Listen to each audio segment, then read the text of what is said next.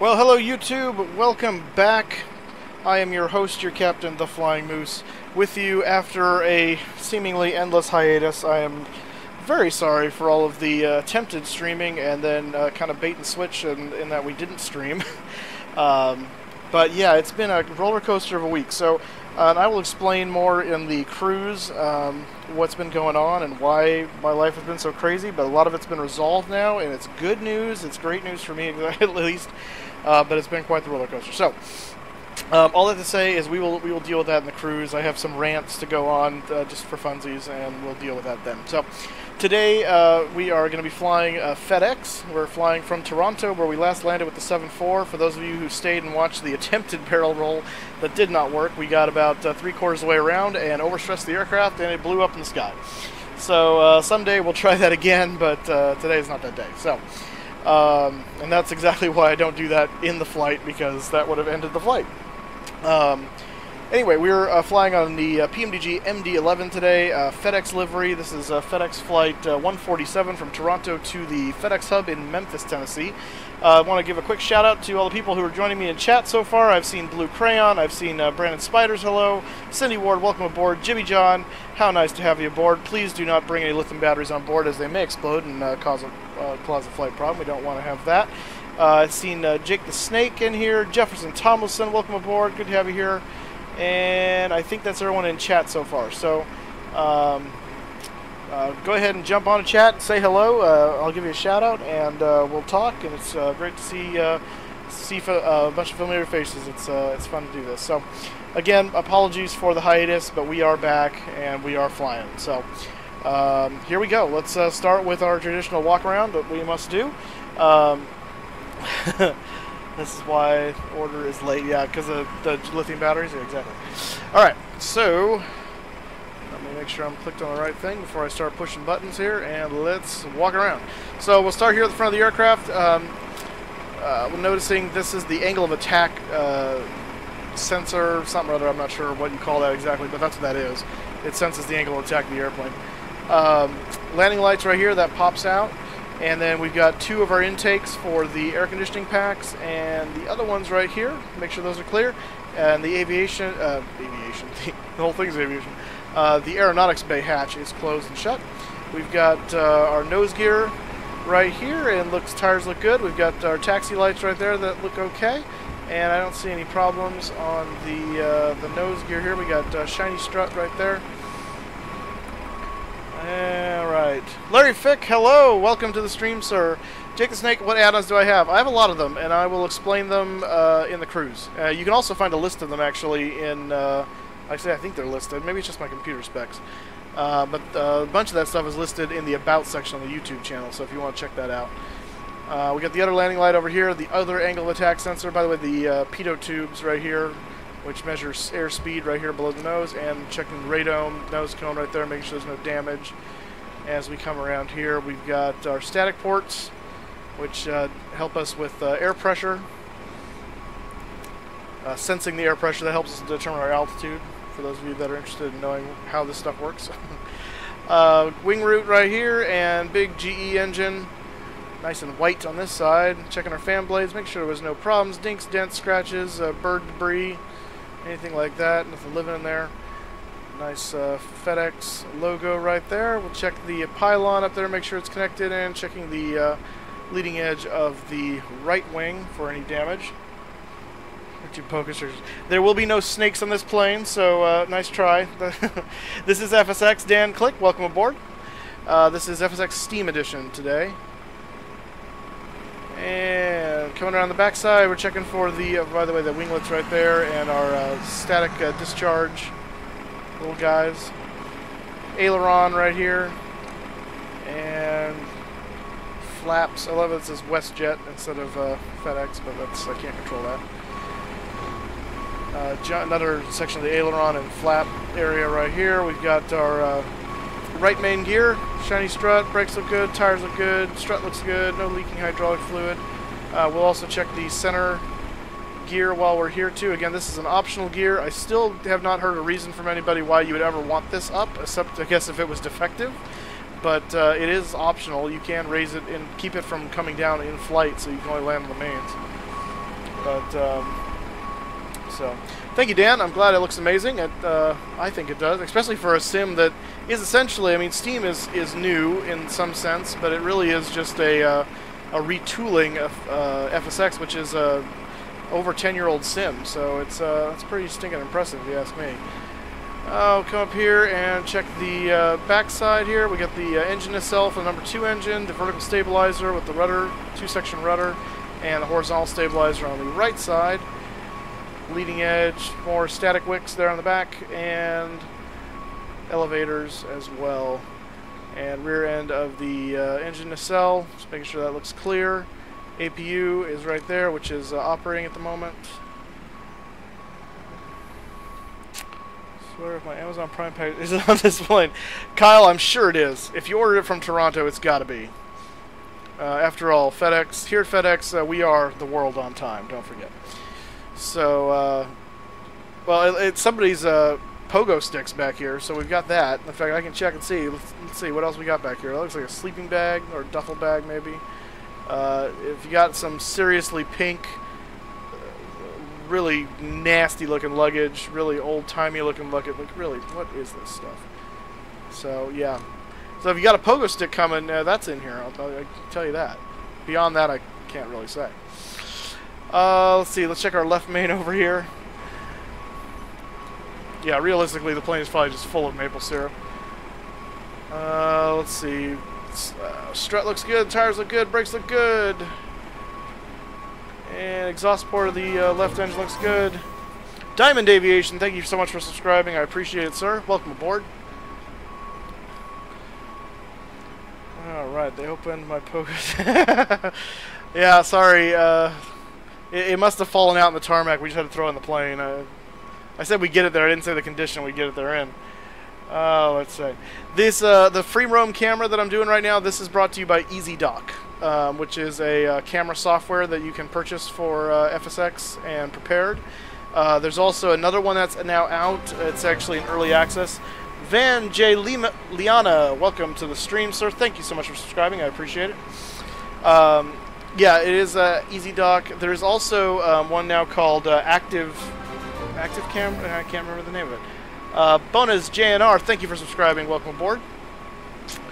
What is that? A chase plane. That's the new one that's out. It's actually still in early access, but it's essentially what's going to be released according to the FSFX packages people I met at what do you call it? Flight Sim Con. We're checking our other engine here. Nate Patel, or sorry, Neil Patel, if I can read. Thank you for subscribing, sir. Welcome aboard.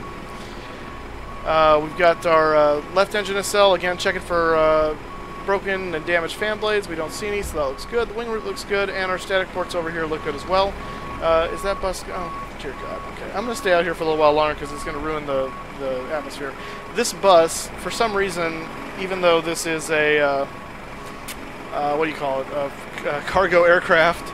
GSX, which is providing what you see out here with the cargo loading, has also decided that we're hauling passengers, and so if I go in the cockpit, you'll hear all the hello, hello, welcome aboard, hello, and it sounds really ridiculous. So I'm just going to stay out here and answer some of your questions while we're waiting for that to go away. Once that bus leaves, they'll be good. No, don't worry about the annoying questions. They're not necessarily annoying. I enjoy answering questions. That's part of why I do this. I'm happy to bring you guys up to speed as well. Kyle, you may absolutely be my virtual co-pilot if you like. And there's my big TV in there. I think I saw a few big screen TVs go in. I'm not sure if it's yours, but hopefully so. But yeah, hurry up with the dang evil passengers that shouldn't be on the plane. I will tell you then. In the meantime, a teaser. The reason why. Hang on 1 second. There we go. Get rid of that little bar. The reason why we haven't been streaming in the last week and why I've been so crazy busy is because I was preparing for a major purchase. It doesn't have anything to do with Flight Sim, so don't get too excited. But it's that I bought a car this weekend. First car I bought in 15 years. I've had 3 cars. Well, I'll explain this in a moment. I've had 3 cars in my life now, as of this weekend. I had a '89 Chevy Cavalier when I first learned to drive when I was 16. That lasted me all of like 2 years because that thing was a piece of crap. And ever since then, I bought a 99 Saturn SL1 that I've had for the last 15 years. The car itself is 18 years old. I actually still have it. And today, or Saturday rather, I officially bought a just slightly pre-owned, certified pre-owned 2016 Ford Fusion, which is beautiful, by the way. So that's what all this has been. So I'll talk more about that purchase and my saga to get it once we're in the flight. But this is ridiculous. Okay, we're gonna get on board because I can't wait any longer. We gotta go. So let's see. Up the stairs, up the stairs, up the stairs. There we go. Okay, on the flight deck. Yeah. Hey, Brian Sickman, welcome back to the stream. Yes, thank you for the congrats on the new car. Yeah, so you hear the passengers coming in. That's a stupid fluke. There shouldn't be any passengers. Just imagine that's not happening. That's really annoying. Let's get this thing up and running. So we need to. I don't think this is. Is it armed already? No. Now it's armed. Okay. Let's get this. That'll do the fire test here on the cargo fire test, which is very important for us because it's a cargo fire test and it's a cargo aircraft. We'll test the flight recorder here, and we'll erase that test. General bus false lights are off. Cargo temperature we're going to set to low because we don't need it to be, you know, we're not hauling anything that, like livestock or anything. We'll set that to about medium. Spam? What? I'm confused. Alright, time to load the fire kick tires. Exactly. Yeah, we need to get out of here. Can't make jokes now, sadly. Alright, so going down, we're going to check some other things here. We're going to do, I just went outside and confirmed that no one's around, so we're going to go ahead and do the hydraulic pressure test. And that's going to start testing the hydraulic system, so that can happen. APU is on. We need to get the APU air on, so that'll turn the packs on for the various systems. We also need to get fuel on the plane, and so let's go look at our flight plan while those idiot fake passengers are still filing on board. Let's see, sim brief. Let's bring this over here so you guys can see it. Alright, so here we go. We're FedEx Flight 147 today from Toronto, which is Charlie Yankee Yankee Zulu, to Memphis, Kilo Mike Echo Mike. And our alternate today is St. Louis, Kilo Sierra Tango Lima. We're going to be cruising at flight level 360 today. Flight time is about an hour and 50 minutes, roughly. Block fuel, 60,671 pounds. And zero fuel weight of 406,000 pounds. We got 155,000 pounds of cargo. Your stuff, apparently. And I think that's really all there is to that. Here's our route today from Toronto. We're going to be what is our the Mixit 3 departure to Gentry, then to Rod, and then to PXV, whatever that is, and then the Bluzz 1. Couldn't be the Buzz 1, the Bluzz 1. Let's see, what are these? Oh, come on. Don't, really? You're gonna do that? You did that appropriately. Seriously. Well, that's just lame. If I zoom in, no. Oh, there we go. Haha. Okay, so Rod is Rosewood. And let's see, what is this one? This is PXV's Pocket City. Pocket City. How'd you like to live in Pocket City? You sound like a little person. Right. Soon-to-be FedEx pilots. That's a lot of soon-to-be FedEx pilots, apparently, if they're all cramming in here. Well, thank you, Dan. I'm glad you're enjoying it. For the passengers, it's stuff corporate. Yeah, exactly. We're just shoving them in crates at this point. It's a new form of moving passengers by United. We're contracting with United. Anyone they're going to throw off the plane, we just stick them in a crate and we throw them in the back here. So, also a Google ad.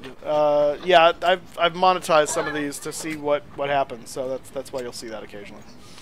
Oh, by the way, drop those snakes off in South Bend. Yeah, we'll kick them off the plane there. That's what that back little hatch was for.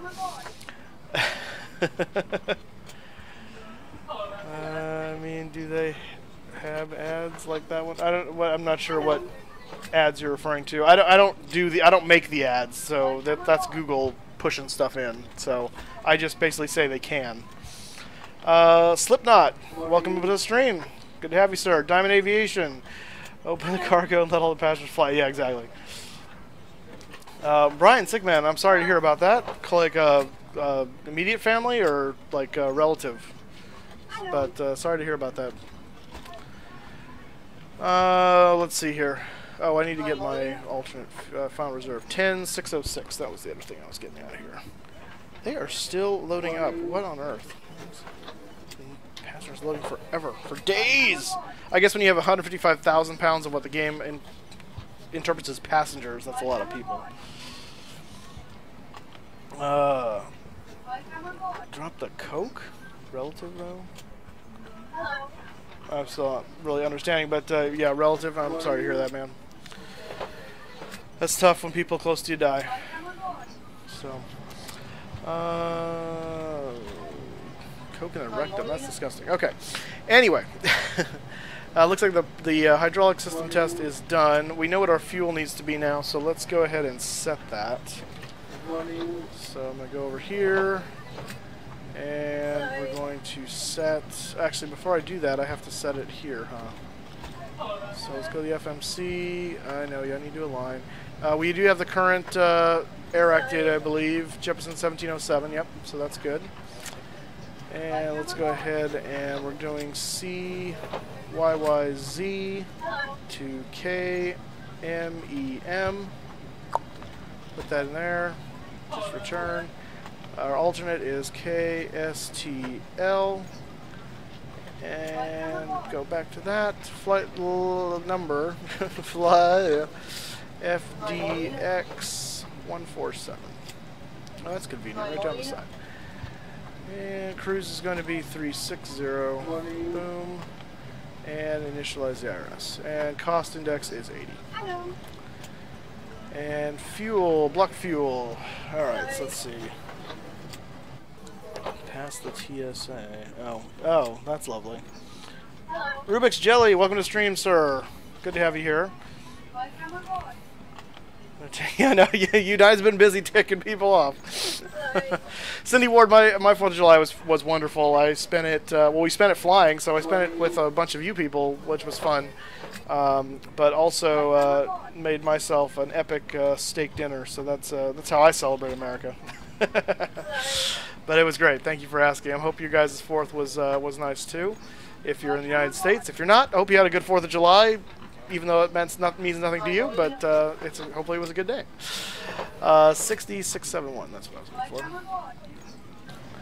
for. So 60.6. It's going to be block fuel, and then we need to set that as our refuel fuel as well. 60.6, boom.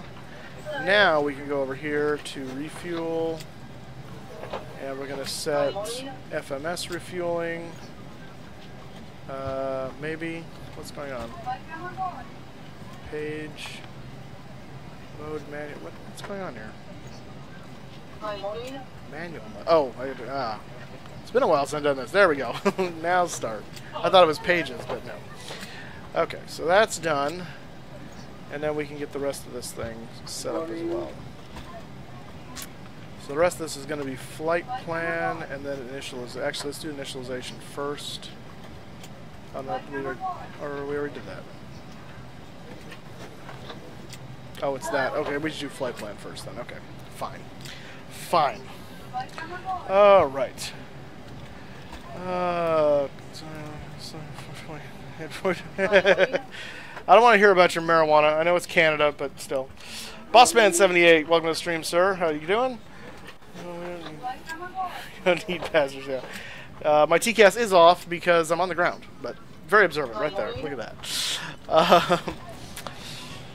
What is my range on flight requests? I don't have a range, but I will tell you that the longer it is, the less likely I will do it in the short term because I have to, take a lot of time out of my day to do that. So the shorter the routes, the more likely I will do them, at least sooner rather than later. We are going to be jumping the pond here in the next few weeks to get over to Europe and do some flying in Europe.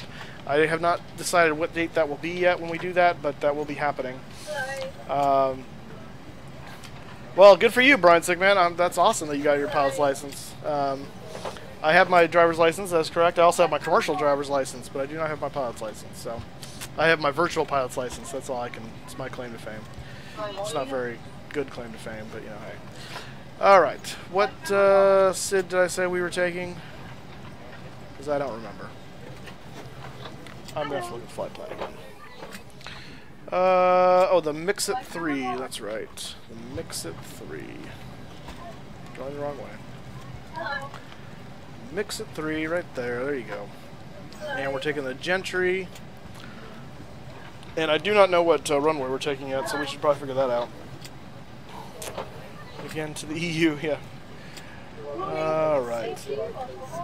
LAX to Narita, huh? That would be a long one, so we may very well do that. I do like ones out of LAX because that's kind of my what I call, it's not my home airport, but that's kind of the major airport I call home. I'm playing to FSC plane KLM MC. What's an MC-10? You mean MD-10? No, I'm not flying online today, boss man. To Memphis? Yes, we are flying to Memphis. What flight time do you prefer? Oh, you mean like length? I would say anywhere from 1 to 4 hours is generally easily doable for me. Anything longer than that, I have to kind of set aside an entire day. LAX to Honolulu is a lot more reasonable. That's only 6 hours, so that's definitely a lot more reasonable. Fly literally, so virtual license is good. At least, yeah, exactly. See, and I can do barrel rolls and die and yet not die. So there's advantages.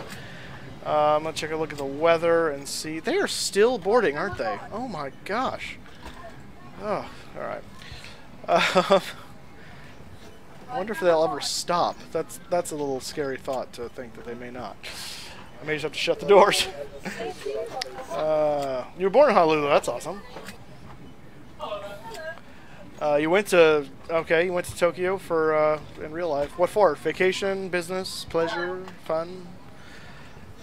Briefing. Let's see here. Winds right now, or expected conditions today in 240, 13, gusting to 19. Okay, 240. So let's assume. Let's look at our runways here. 240, 24 left and right. So let me look at my map based on where we are. Where's 24 left and right? 24. Oh, it's over there. Oh.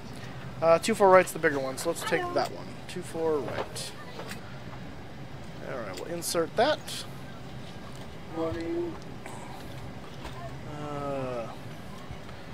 Yeah, there's people asking for barrel rolls for a long time.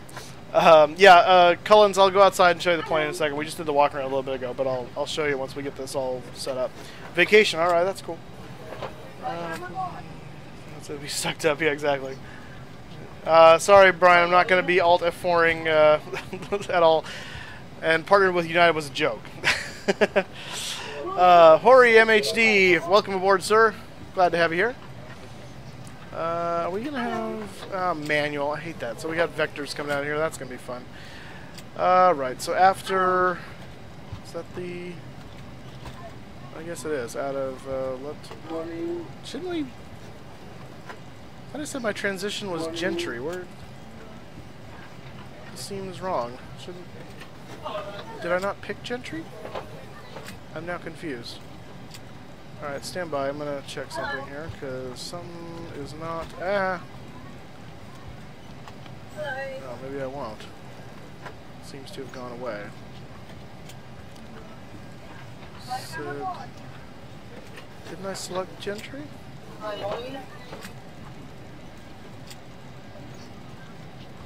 Gentry does not seem to be selected. I could have sworn I did that. Gentry additional SIDS. What does that mean? There, do that. Is that going to screw everything up now? No, okay, good. There we go. Okay, that's what I want to see. Alright. Air Force preferences, yeah. Rubik's Jelly, thank you for subscribing, sir. I appreciate it so much.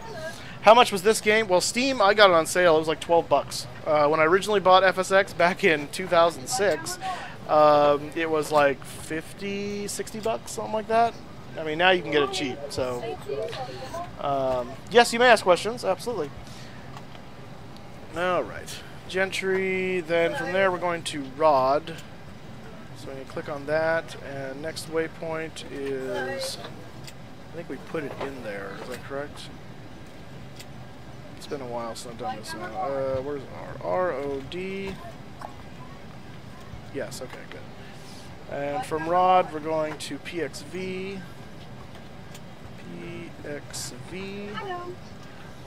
And from PXV, we are going to... Oh, this is our star. And that is the Bluzzy, or Bluz 1, rather. And what's our expected weather in Memphis going to be? Let's take a look at that.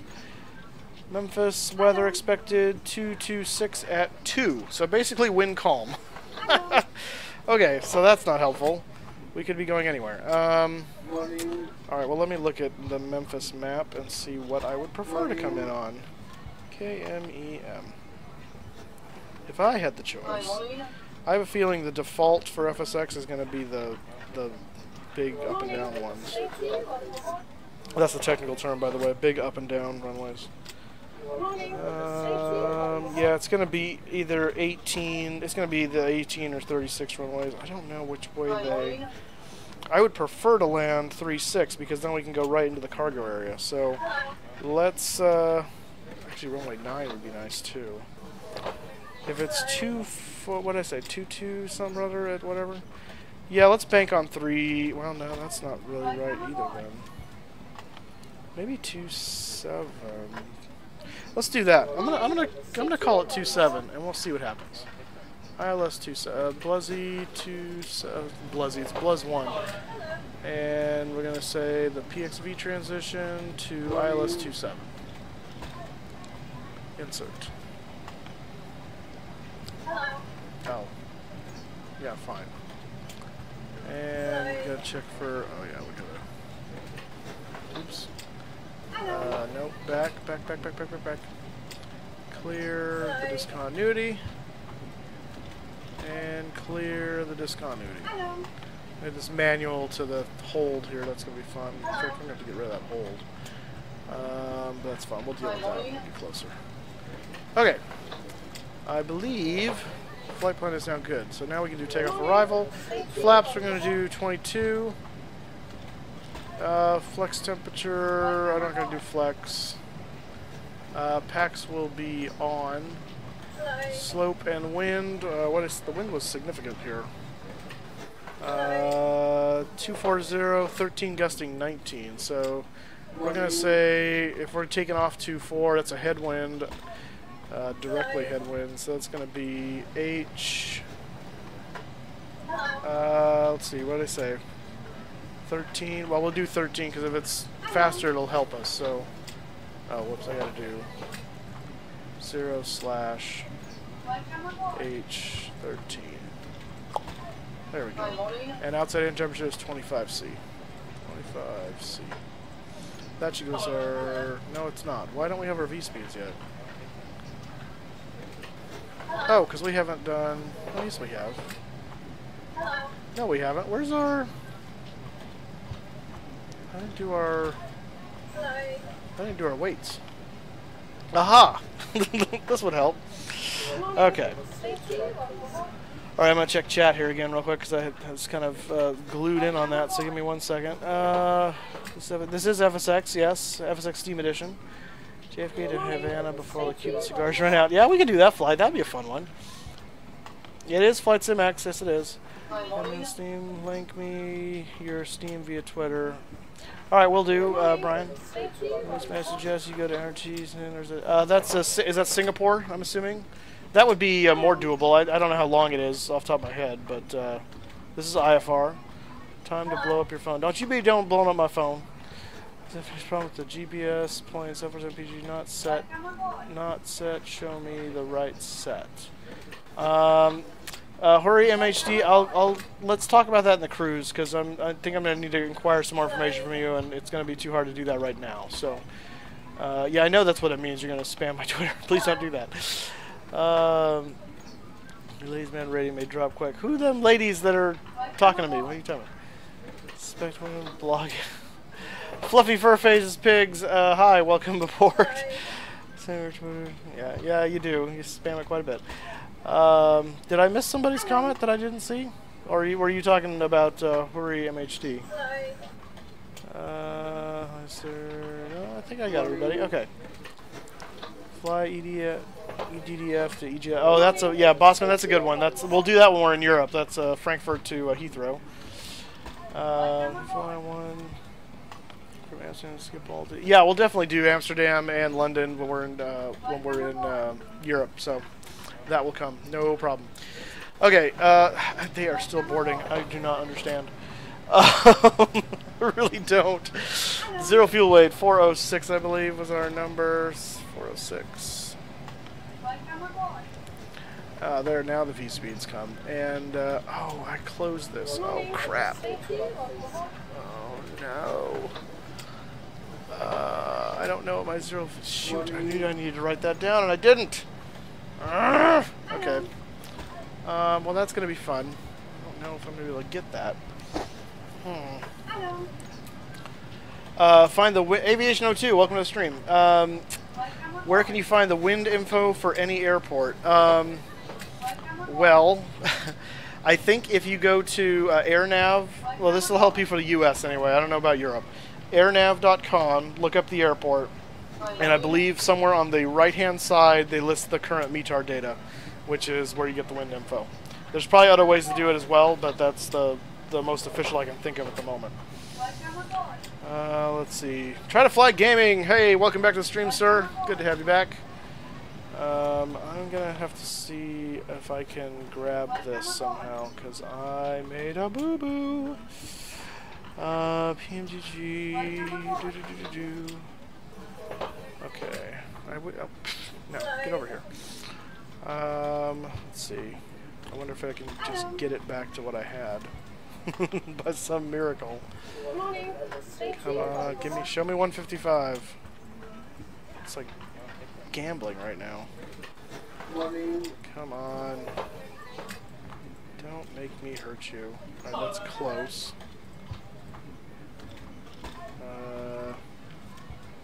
Oh, there it is. Alright, that'll be close enough.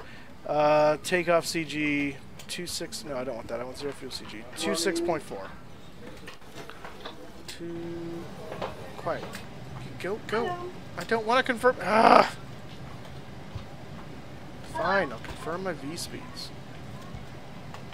I'm confirming them. Why aren't you letting me confirm them? Uh-oh. Oh boy, we have a problem.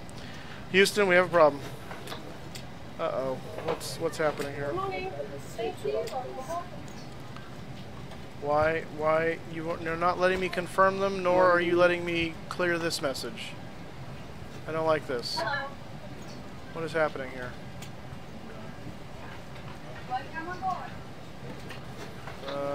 26 point, what did I say, 4, I hope. Alright, let's see if that should give me the takeoff CG here in a second. We're flying from Toronto, and we're flying to Memphis. So thank you for those of you in chat that are filling him in. Yes, I do know that. Live stream problems. Yeah, exactly. Well, I think I fixed. Well, maybe fixed it. 29.9. That's what I need right there. 29.9. I wonder now if it'll let me confirm the V speeds. Yep. There we go. Alright, it was scaring me because that message wasn't going away. Alright, good deal. So V2 is 160. And, oh my gosh, okay. Deboarding, boarding passengers now. I know, is there a way to stop that? I guess I could reset the position. I will do that in a second if it doesn't stop soon. Okay, what did I say? 160 was V2, so we're going to set V2 plus 15. So that's 175 there. We're taking off runway 24. So we'll set 240, and we need to get our IFR clearance, so let's do that.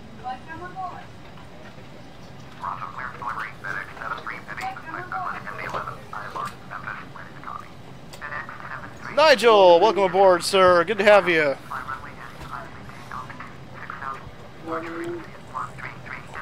Yes, I have seen that that video of them throwing the boxes. 6,000.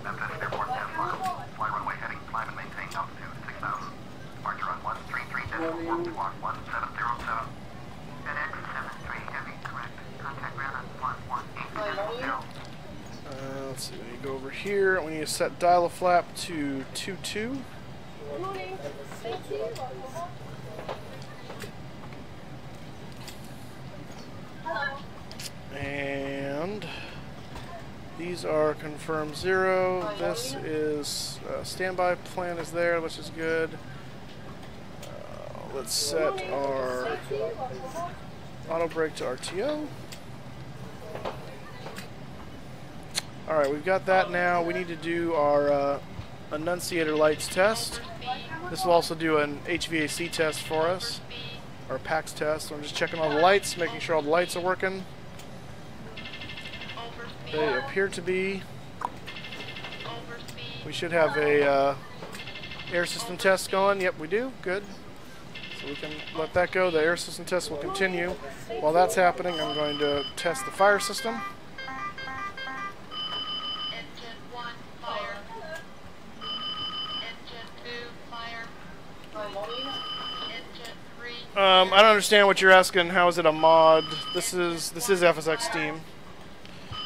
Engine 2, fire. Yes, we can fly to Denver in the future. Absolutely. Engine 3, fire. The don't sync guy is way more annoying by far, hands down. I hate the don't sync guy.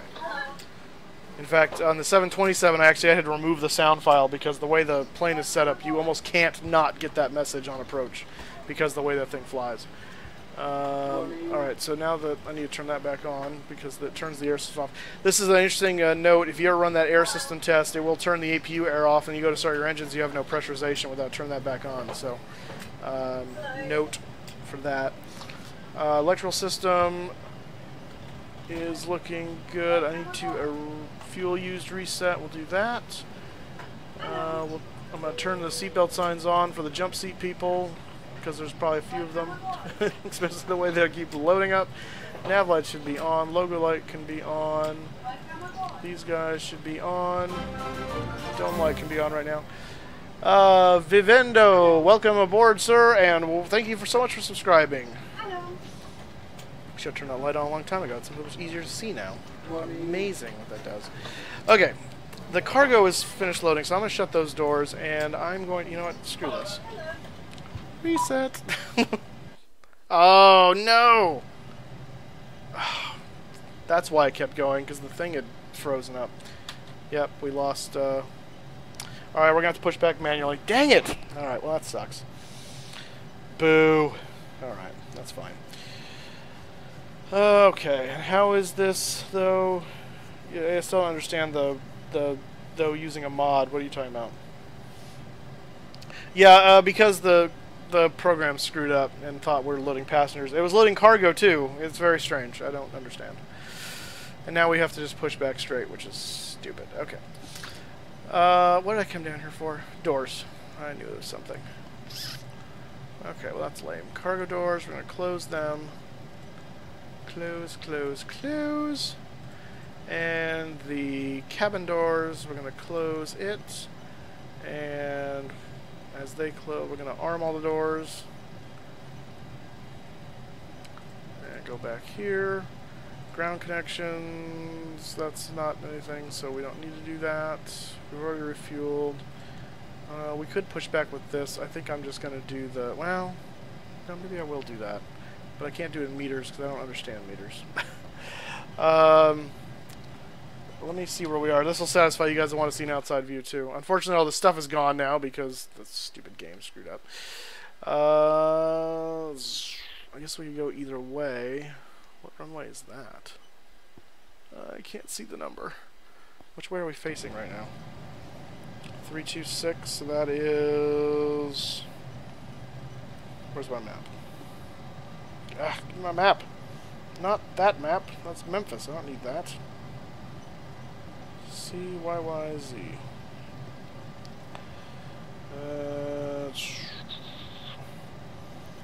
If that's... there's no way it's that. Where are we? That's a good question. Seems like we're over there, which means that's runway 5. Actually, that makes sense. Well, no, it doesn't. If that's that way... Yeah, no. Yeah, runway 5. So we're way over there. Oh, we are. We're at the FedEx ramp. Oh! Okay, I'm not where I thought I was. Okay, we're gonna have to... We would have been better off taking off runway 23. That may be what they give us. We'll see. Let's find out where we're going. Ground FedEx 7350 with information Quebec. West taxi IFR. FedEx 7. Kunzo, welcome aboard. Good to have you here, sir. Taxiway Juliet Echo Juliet Hotel Quebec. Contact tower on 118.17 when ready. Yeah, we're smuggling passengers. Okay. What did he give me? I wasn't even listening. Taxi, short runway 2-3. I knew it. Juliet Hotel. Jerk. FedEx Alright, let me 7350. see if I can fix that real quick. Takeoff. No. Flight plan.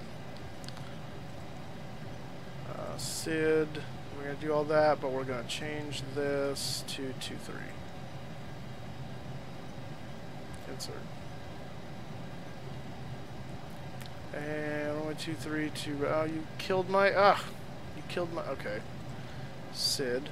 2-3. Mix it. Gentry. Insert. There we go. And clear the discontinuity. There we go. Okay, and now we got to reconfirm the V. Oh, good grief. Yeah, it's still 0/H13. As far as I'm concerned, anyway. Alright, so there we go. Alright, simple fix. What's happening over here on the, I don't know how to do the, so rotate, how much is the DLC? Well, which DLC are you referring to? The GSX DLC or all of my DLC? Because all of it adds up quite a bit. Yeah, exactly. Alright. Check your phone. I don't see anything on my phone, so... Anyway, okay, let's get.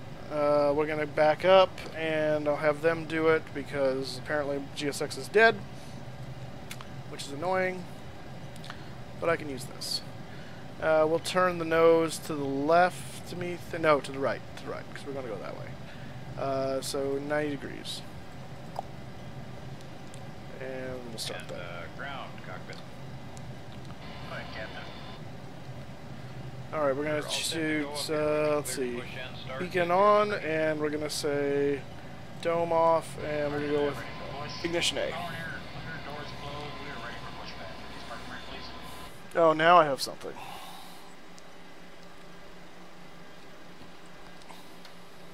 Whoops. Okay, parking brake is off, clear to push. Brakes off, here we go. Well, thanks, Brian, for the shout out there. I appreciate that. Okay, we're backing up. We started the push. Let's go ahead and start the engines. Did they kill my... Oh, no, there's the APR. Okay, good. Just making sure. Alright, so we're going to start... I'm going to start... we'll just do 3, 2, 1. That's a sane start sequence, I suppose. No, we don't get a speech today. It's cargo flight. So, yeah, just gotta... They have to guess what to do in an emergency since they smuggled on. We're not responsible for the smuggled people. And fuel on.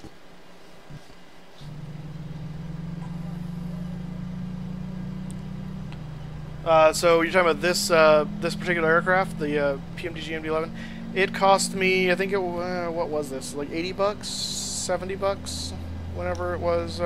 It's not available for sale anymore, unfortunately. PMDG has pulled it because it's so old, I'm guessing. But I really wish they hadn't pulled it for sale. There's a lot of people that actually really would like this still, but yeah. But if that's what you're referring to. Yeah, these PMDG planes are expensive, and it's because they are study level. They're basically what I'm seeing in the cockpit, interacting with, and how it works is how the real thing works. So that's why these are expensive. Now the scenery over here is another story. That's just flipping out on its own. That's fun. What door is open? I shut all the doors. What door is open? Don't do this to me. cabin doors. Those are closed. Is there a cargo door still open? No. I armed the doors. Why do you see it as arm all? There we go. What the heck? I already did that once. That's weird. Alright. Okay. We'll go there. You want the parking brake on, I think, right? Alright, brakes are set and Yes. pressure's normal. Okay. Let's go ahead and keep starting engines here, because we should do that. Alright guys, thanks. You're There is no in-flight movie except what you bring on your tablet while you're stowed away in your cargo container. Right side of the airplane, and we'll see you guys next time for What has to be 20%? Well, it's not actually. I think on this one it's actually 15, but N2, which is the compressor rotation. And I could talk about that in the flight again, about what that means exactly. You've got N1, which is the front fan in the front of the engine that you see when you're looking at the aircraft. And that's on one shaft that goes all the way back to the N1 turbine in the back, which the hot gases rush past that turbine, and a turbine takes in energy and distributes it. A fan creates energy by it turning and moving air. So the hot gases rush into the N1 turbine and turn that big front fan. The N2 stage is inside that, and it's on a separate shaft. It's not connected. It has a compressor, which is like the fan, and its own turbine. And so as it pushes its own turbine first, and then it pushes the N1 turbine. Alright, so this is, if it takes you down. Okay, anyway, let's get this last engine started, and then we can taxi. Yeah. And my emergency lights are disarmed. Why is that? I thought I... Oh, no, that's something else. I'm thinking of a different switch. Have to look at that in a moment. Alright. Let's get this up to 20. We're right around there, and then we'll add fuel. Booyah. And light up of engine number 1. Look at the emergency lights here. Oh yeah, that needs to be armed. Those are armed. Emergency power, that's going to come online in a second as this other engine spools up. And then we will be good to go. Alright. Starter cutouts. Oh, did it? I thought it said it was arming the doors. Good catch, Kyle. Thank you. King Savage, welcome to the stream, sir. How you doing? Try to fly gaming clouds? What? Yeah, I know it takes a while, but part of that is because you guys are talking too, and I want to talk to you, so just takes a while. Okay, this goes a lot faster when I don't have any distractions. Not that you guys are a distraction, although you are, but it's a good distraction. Let's be clear. All right, I'm gonna set the dial flap to the 22. Cabin pressure. This should be in auto, so we'll set that. APU can go off now. That'll start the cooldown sequence of the APU. And we'll turn our runway turnoff lights on and our taxi light on. And with that, I believe we are good to go. What was the route here? Juliet Echo, Juliet Hotel Kilo. Okay. Kilo, Quebec. Alright. So looking at my map here, that's Juliet Echoes right there. Juliet. Oh, we're going to cross runway 23 and then come back around. Okay, I gotcha. Alright, that makes sense. Oh, one last check here we got to do. Not that, but that.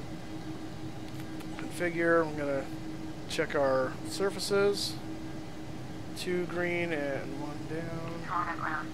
1 down, 2 up. Uh-oh. Oh, that's a problem. What's going on there? Oh. Let's get, is that actually doing that? No, they're both. Oh, no, look at that. They are screwing up. Check this out. We have a... Wait, what? What is going on here? That's a problem. LT Darkstar, how's it going? Let's see here. Insert emoji. Isaac, yeah, great. We have a problem. Why do we have a problem? And is it an FSX problem, or is it a actual failure? That remains to be seen. Do we have failures on this thing even? I don't even know. Kind of thought we did, but maybe not. Nope, that's that. Maintenance is ghosted. I can't do anything in there. I don't think we have... Oh, good grief. Alright, what is going on?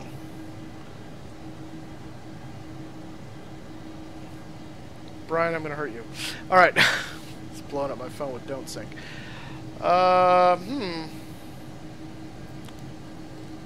gonna turn on the aux pump here just for kicks and giggles. I don't think that's gonna do anything, but we have a definite problem here. Let me check something here. PG failures. Electrical trigger. Sort by system category. Now. Hi, Willie. Thank you for subscribing, sir. We'll be right back with you in a moment. That's APU, bleed air, no, electrical. It's going to be hydraulic or a control surface, which is the only one that's not. I wish it would tell you if there was something that was active. Hydraulic leak. No. Oh, something in Russian. Thank you for subscribing. I don't speak Cyrillic. I'm sorry. I wouldn't know exactly how to pronounce that. Oh, but thank you for subscribing. I appreciate it. I don't see this is gonna be elevator load field. None of these are active. Clear active. Yes. Did that do it? No, that did not do it. So, whoops, and now, whoops, what's just happened? Oh. Yeah, what the heck? I wonder if we can take off. I wonder if we can fly like that. Because, like I said, I'm not sure if this is an FSX bug or if it's an actual, like, plane malfunction. So, yeah, I think we're going to try it. I think we're going to try and go and see what happens. So this will make it more interesting. It's not back now. It's still, see the white right there? It's not moving. This is the problem, guys. You see the control surface here? I'm pulling back on the elevator and it's only doing one side. Now, on the outside of the plane, it is moving. There's two halves to this, and this side's moving both halves. This side's moving only one half. So, like I said, it may actually work, and it may just be an FSX bug. That's a little nerve-wracking. So we're going to try it. It's only cargo. I'm not going to kill anybody but me. What's our status supposed to be? 4.4? Let's do that while we're at it. 4.4. Alright, let's see if the rudder works. Oops. Okay. Alright, so the rudder works. The rudder works. And, okay. Pull the brakes, and let's head forward. Maybe as we get moving, maybe it'll clear itself out, who knows. I doubt it, but... Oh, the frames have all dropped like a rock. Oh, because traffic showed up finally, that's why. That's fine, we're going to reduce that a bit. Ultimate traffic to decrease traffic density.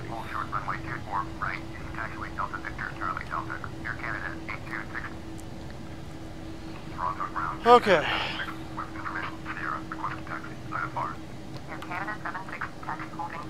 Yeah, those frames at Toronto are awful.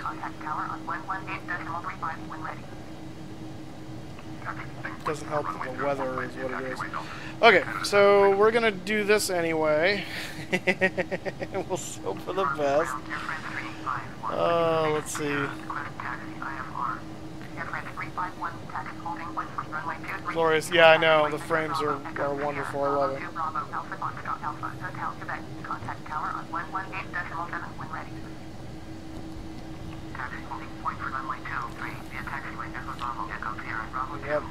We're gonna try it. We'll see what happens. We may die in a maybe a very short flight. But I hate to do all this work and then not go. So we're gonna try it. But we know there's a potential problem, so we can prepare for it, kind of. Contact tower on 118.35 when ready. Taxi holding point for runway 24, right via taxiway Delta 6. Yeah, thanks, Darkstar, yeah. Candidate 164. Stop by Tim Horton. Not now, we're moving. It's too late for Tim Hortons now. The time for Tim Hortons is done. The time for flying has begun. Moment of reckoning. Okay, we're going to switch this back over to engine. What was the miscellaneous? I wonder if that was the error. No, there's nothing there. Let's config consequences. No. So yeah, it's not showing me as a... It's not showing me an error, so that's good. CDU menu request. I don't have a menu request. What are you talking about? Oh, over here? CDU 2. Oh, there we go. Okay.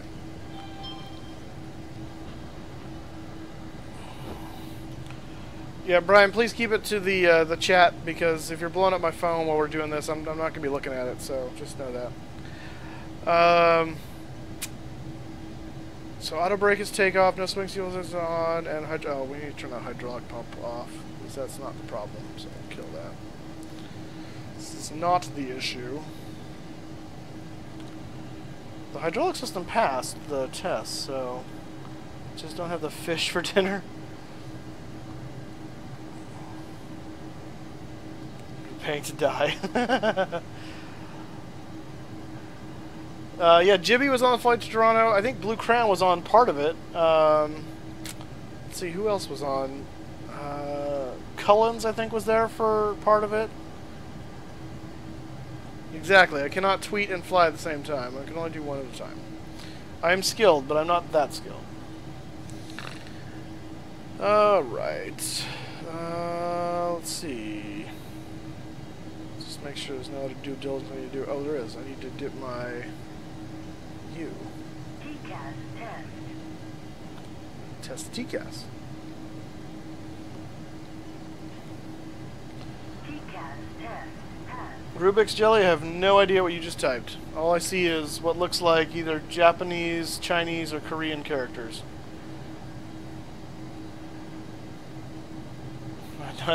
Yeah, right.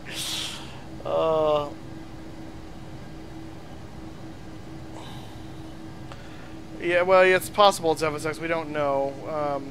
If you're just wondering, we got 34 people watching the stream. That's awesome. Welcome aboard, guys.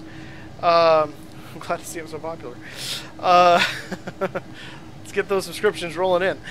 What's happening, if you want to check this out, when we did our flight controls check, you notice there with the elevator, I'm only getting one up on the right-hand side instead of two. And same thing with the down. The other side's not responding. So that is a problem. And we're going to see if it flies. So we'll find out. Pierre, welcome aboard. Welcome to the stream, sir. Glad to have you. Alright. This will be interesting.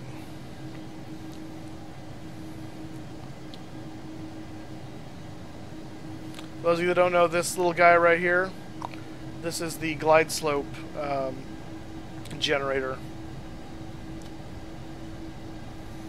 That's what gives you your glide slope. The localizer is on the end of the field down here.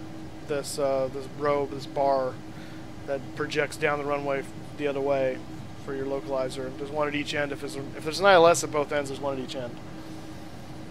Raptor, welcome aboard, sir. Thank you.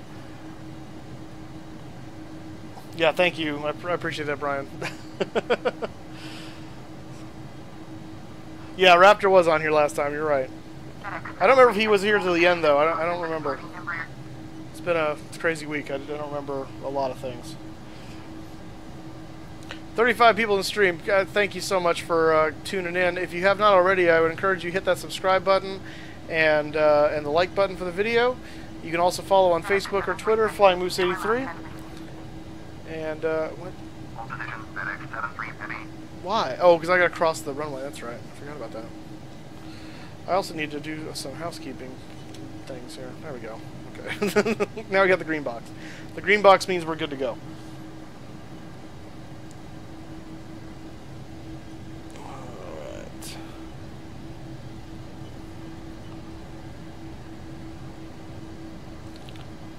Yeah, the attempted barrel roll. Yeah, I think that's what we're talking about.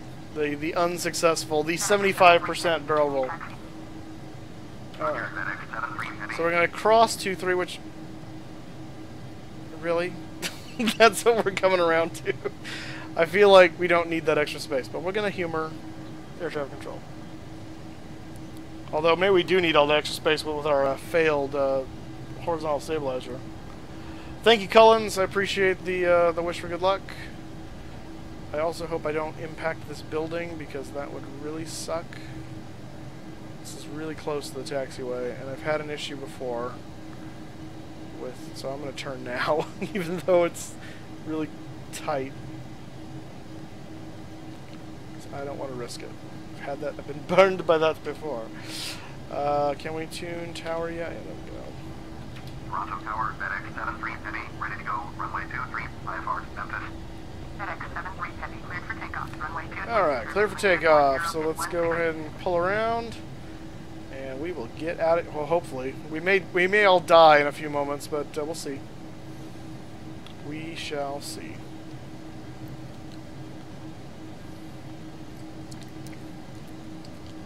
If we do, I blame maintenance. I was not streaming at like 3 a.m. this weekend, no. So I don't know what you're thinking, but it was not me. I mean, unless it's 3 a.m. where you are right now, then yeah. Of course, it's not the weekend then anymore, it's Monday, so. Alright. Landing lights need to come on. Oh, that one needs to go away. Landing lights are on. Let's see. The high intensities can go on. Beacons are on. We got the green box. We're going to switch this over to engines. And that's all ready to go. So, here we go. We're going to set auto flight for the takeoff clamp.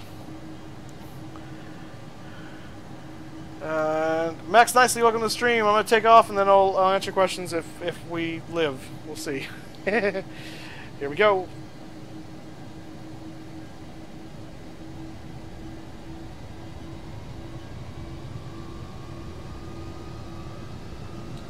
There's the clamp.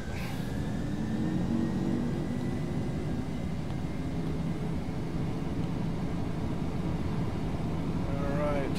Rotate is 147. Cross check. Ooh, we're gonna accelerate fast. Man. V1. It's like a rocket. Rotate. Go. Well, so far so good. Positive rate.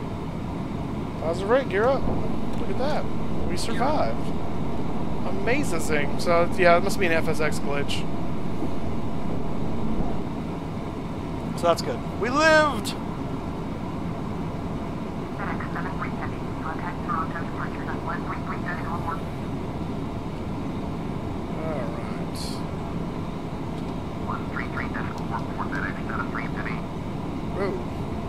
Hey now.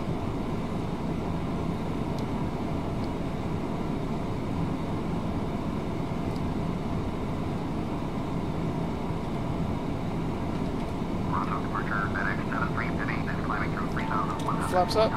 Flaps up.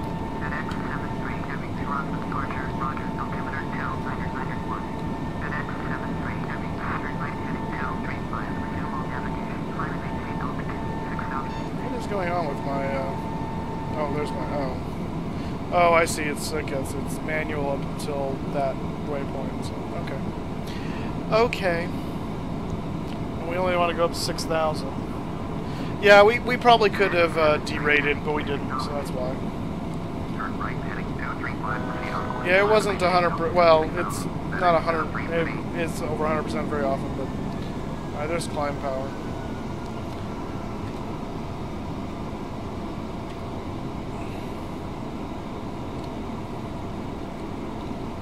just go straight for that guy, I guess, might as well. FedEx 73 Heavy, flight altitude 14,000. Alright. Climb and maintain altitude 14,000. FedEx 73 Heavy.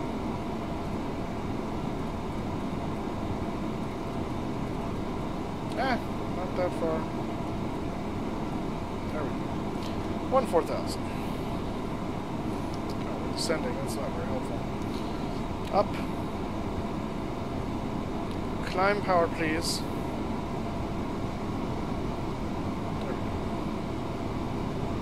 FedEx 73 Heavy, please expedite your climb to altitude 14,000. Build some speed here, I'm gonna stall.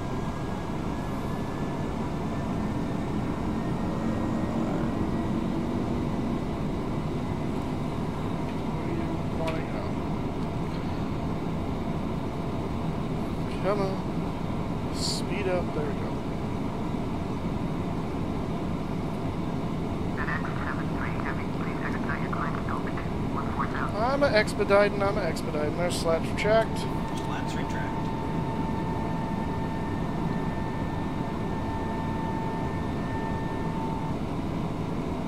I'm curious at this point if we're still seeing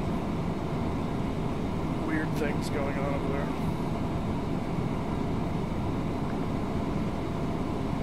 Yeah, still not showing correctly, so.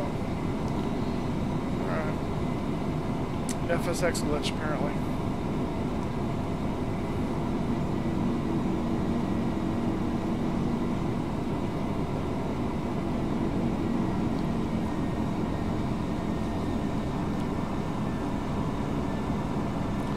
How much should the flight be? It's only about an hour, 50 minutes airtime. So, it shouldn't be that long. Just going down to Memphis. Going down to Memphis. FedEx 73 Heavy, contact on departure at 128.275. 128.275, FedEx 73 Heavy. Ah. We move control on 125.2. Toronto departure, FedEx 73 Heavy, is climbing through 8,700 for altitude 14,000. Over to 125.2, dispatcher, port volume, thanks, bye. FedEx 73 Heavy, Toronto departure, roger, altimeter 2993. This is Lake Erie over here. FedEx 73 Heavy, contact Toronto. One of the 5 Great Lakes. 128.275, FedEx 73 Heavy.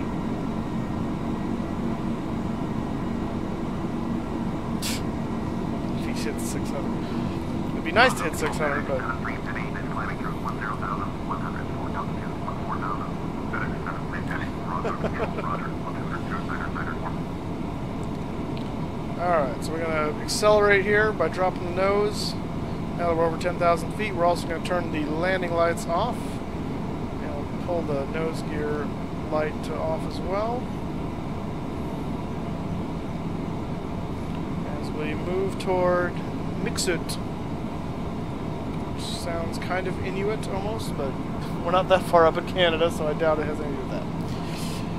Alright, if you guys are just joining us, we just took off out of Toronto. We're heading for Memphis, and you can, I would encourage you, please hit that like button, hit that subscribe button if you haven't already, and also you can follow me on Facebook and Twitter.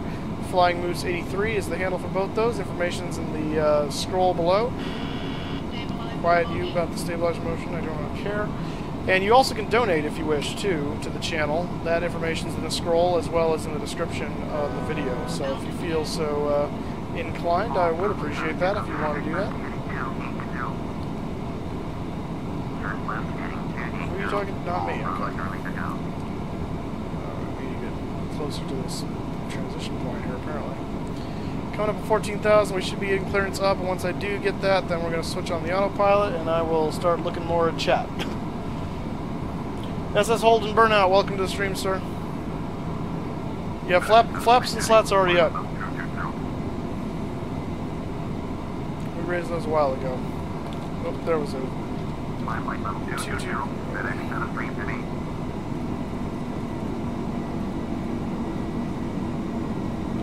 And autoflow. Altitude. Switch that to nav. Which no.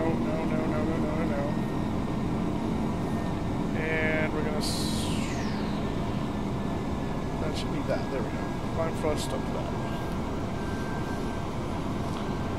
Okay. Stop by Antarctica. Yeah, not anywhere near Antarctica, but okay. There we go. Now we got nav 1. At least I think we do. It says I have nav 1. Where are you going, dude?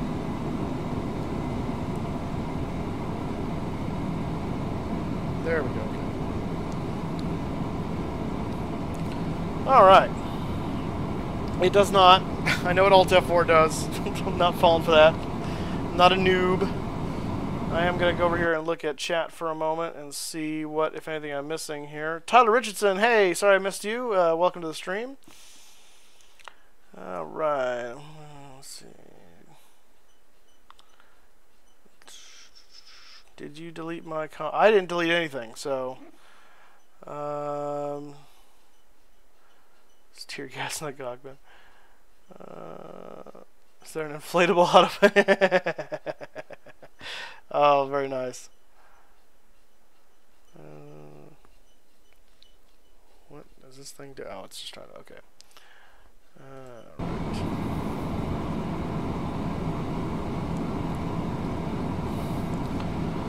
Alright, again, keep the comments civil, guys. Keep them clean. No talk of porn or anything like that. If someone's making comments, just ignore them, and if they keep doing it, then I'll block them. But if you engage them, then I have to consider blocking you both. Alright, like this.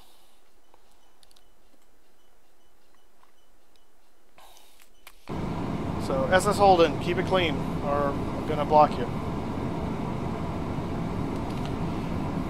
Alright. Yeah, please just ignore them, I'll take care of them. FedEx Tennessee, Penny. Contact Toronto Control Code 135.3. 135.3, FedEx Tennessee, Penny. Oh, Bravo Charlie Echo, turn right heading 315.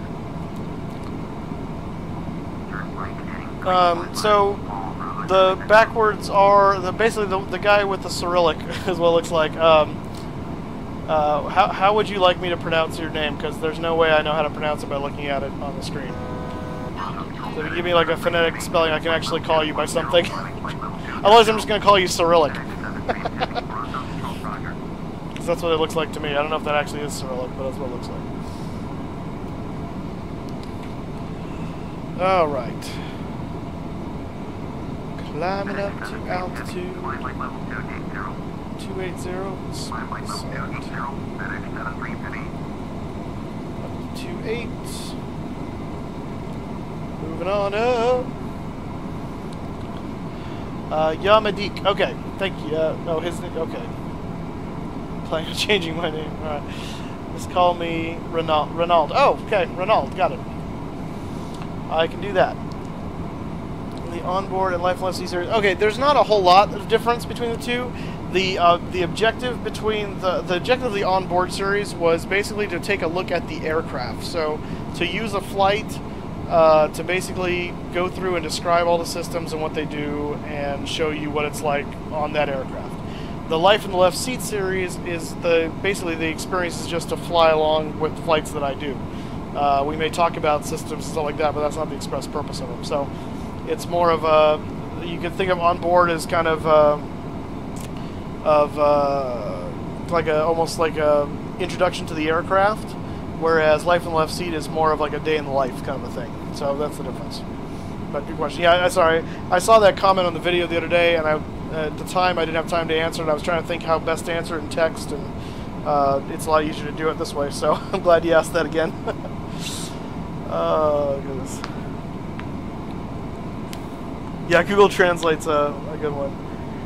And right seat. Well, I don't live in the right seat. I fly in the left because that's where the captain sits. So, I mean, I can go to the right seat real quick and just kind of bounce over there. It's not quite as fun over here. I feel demoted over here. So, Yeah, I mean, typically the captain's the one in the left seat, so that's why I called it Wife in the Left Seat. I really was trying to find a catchy name, because I liked Jeff Fabiano's, Fly With Me thing, but I didn't want to steal his stuff, and so I was trying to come up with a catchy name to call this. There's Captain Mac has a life of the virtual airline pilot, life of the virtual cargo pilot, so I didn't want to take those either, and so I thought of this, and I think it's served me well. So, life in the right seat. Yeah.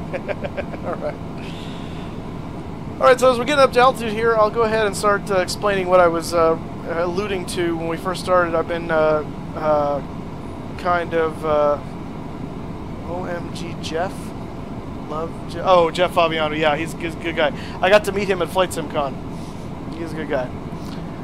Him and Cat Strader and Squirrel were all at Flight Sim Con. Let's see, I'm not singing Willy Wonka, but nice try. You can, absolutely. You may draw a moose with wings. I have a logo of a moose with wings already, but you're more than willing to draw me some. Oh, nice. That's cool. I'm glad that made the connection.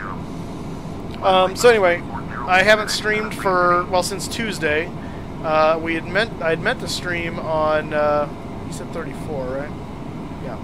I had meant to stream on that following Wednesday, and then I also meant to stream on that following Friday, and neither of those days happened. And so I'm going to explain now what was going on. So about just over 2 months ago now, on May 1st, the car that I've had 15 years, my Saturn, was hit from behind in a pretty brutal accident. I mean, it didn't do much damage to my car, but the car that hit me actually was flipped up in the air, and he came down and landed on top of my trunk. And so completely not my fault. I mean, it wasn't his fault either. Some psycho lady with meth in the car basically rammed him into the median that had an angle on it, and so it flipped his car up. So that was fun. Thankfully, everyone walked out away from that safely. No one was hurt, amazingly enough, considering his car flipped a number of times and hit mine from the air. But it did damage my trunk enough that insurance decided they were going to total the car. Well, it took them a long time to figure that out because the lady that caused it got incarcerated because they found meth in her car, as that is not legal. And insurance didn't get that memo, apparently, even though I told my agent that that's what happened. And so they spent a long time trying to track her down to see if she had insurance. I had uninsured driver coverage, so it was just a matter of whose coverage was paying for what. And so it just took a long time for that to get resolved. Well, that finally got resolved about 2 weeks ago. And they decided, yeah, well, we're going to total the car. You can sell the car to us for $2,600, or yeah, sounds like Fresno Vice, exactly. Yeah, we are like the meth capital of the world over here, so it's not entirely out of the realm of possibility. And so $2,600 to total the car, $2,500 if I want to keep the car and do salvage title, because they take the salvage cost back out of that. And so I thought, well, for $100 I can keep the car, sweet. So is that for me? Hang on. Yes, it is. Let's see.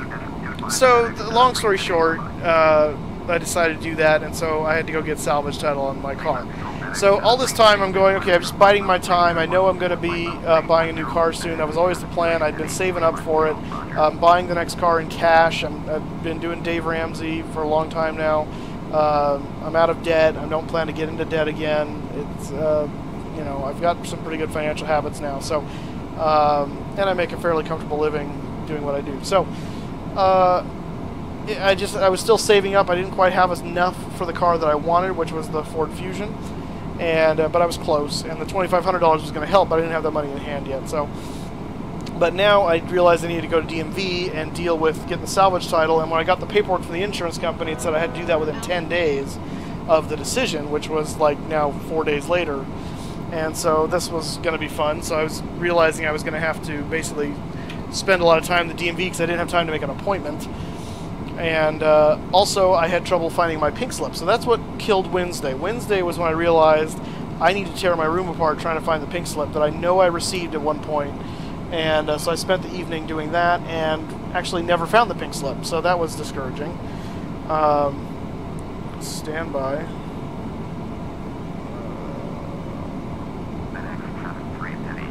Oh, so I had a text from my friend. So that was going to be an issue, and so so Friday I kind of went in Friday going, okay, Friday's got my day off, so I have to go to DMV that day, and I have to resign myself to being at DMV for a while. So I ended up spending the first half of the day at DMV and only got partway done because my Saturn turns out needs a brake and light check as part of the salvage. So I had to go over and get that. And then I went over to Future Ford because on Thursday I had found the car I want, actually. It was the only black 2016 titanium that was certified pre-owned in the state. And so I kind of had to jump on that, and it was actually a really good price too. So that I was talking with them, so I met with them on Friday after getting my brake and light check done.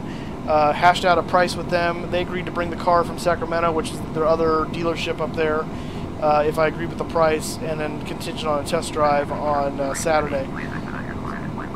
What is going on? Oh, you stupid thing. When did you... sitting here waxing eloquent and missing what I'm supposed to be doing. 36. There we go. Okay, go Gadget. Yeah, so, yeah, DMV always sucks. So I went over to Future 4, we worked that out, we made a deal basically, and so I walked out Friday going, sweet, it provided the test drive goes good, I'm getting a new car. And walked out of DMV, went over to the bank real quick to get the cashier's check for the payment, and then had to swing back over to DMV to finish up what I did with the salvage title stuff. So I went back over there, got that done at 5 o'clock. I was dead, and I still had to do a bunch of reports for appraisal guy I do some side work for. So that's what killed Friday's stream, unfortunately. I kind of realized that halfway through the day, and I think I tweeted out at some point that wasn't going to happen. So, so again, apologies for that. So Saturday, what's fun is the saga did not end. So Saturday I had a funeral, so I had to take care of, not a funeral for me, I run sound at the church I work at, so I had to go do the sound for the funeral. And then after that I went to Future Ford to meet with them to do the test drive and basically see if we were going to take the car. Test drive went well, the car was fantastic, so we made the deal, I signed all the paperwork, and then realized, oh yeah, we need to make sure I've got insurance on it in order to leave. And so I called my insurance company, and my insurance company is one of the very few in this country apparently that is actually closed on the weekend. So I was not able to secure insurance. And California, being the communist socialist state that we live in here, is also one of the only states that does not allow insurance to underwrite a policy for less than 6 months. So I couldn't even get like a temporary policy just to get me off the lot. So basically I paid for the car, I owned the car, I signed the documents, but I had to leave it at the dealership and walk away from it. And so it's still there. I'm going to pick it up tomorrow once I can get a hold of insurance. I put this on the policy so I can actually leave with it. So yeah, it's a sucky situation. So I'm sure in the grand scheme of things there was a reason for this, and I'm fine with that. I can wait 2 days, I can be a patient person, but when you get all excited about putting the money down and doing that, it's like, oh man, that sucks. So Try to Fly Gaming, sorry to see you go, but thanks for joining me while you could. I'm not going to move to Cyprus, no. And it's not State Farm, no, it's actually CSE, which is Civil Service Employees that I get because my grandfather was in the military, and so we're grandfathered into under that plan. So the upside is the rates are really, really good. It's just there's some apparently a little bit of drawback with regard to when they're open. So so yeah, so all I'd say, it'll be resolved tomorrow, and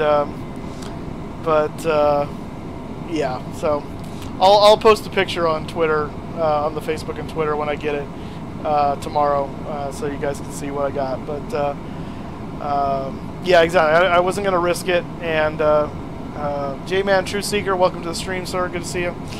It's better to not risk it and do the due diligence and wait 2 days than to drive it off lot and heaven forbid something happens and I'm just $17,000 roughly. So.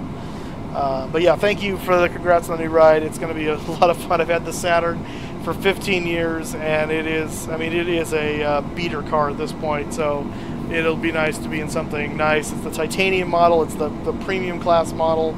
I've saved up my money. I'm getting it right. It's going to be nice. So I also got it for a really good deal too, and it comes with the 7-year, 100,000-mile warranty because of the certified pre-owned. So it's going to be a nice car, and I'm going to really enjoy it. So, but that's what happened this week. That's why I had to keep pulling the plug on the streams, because I just had so much stuff I was trying to get done to make this happen.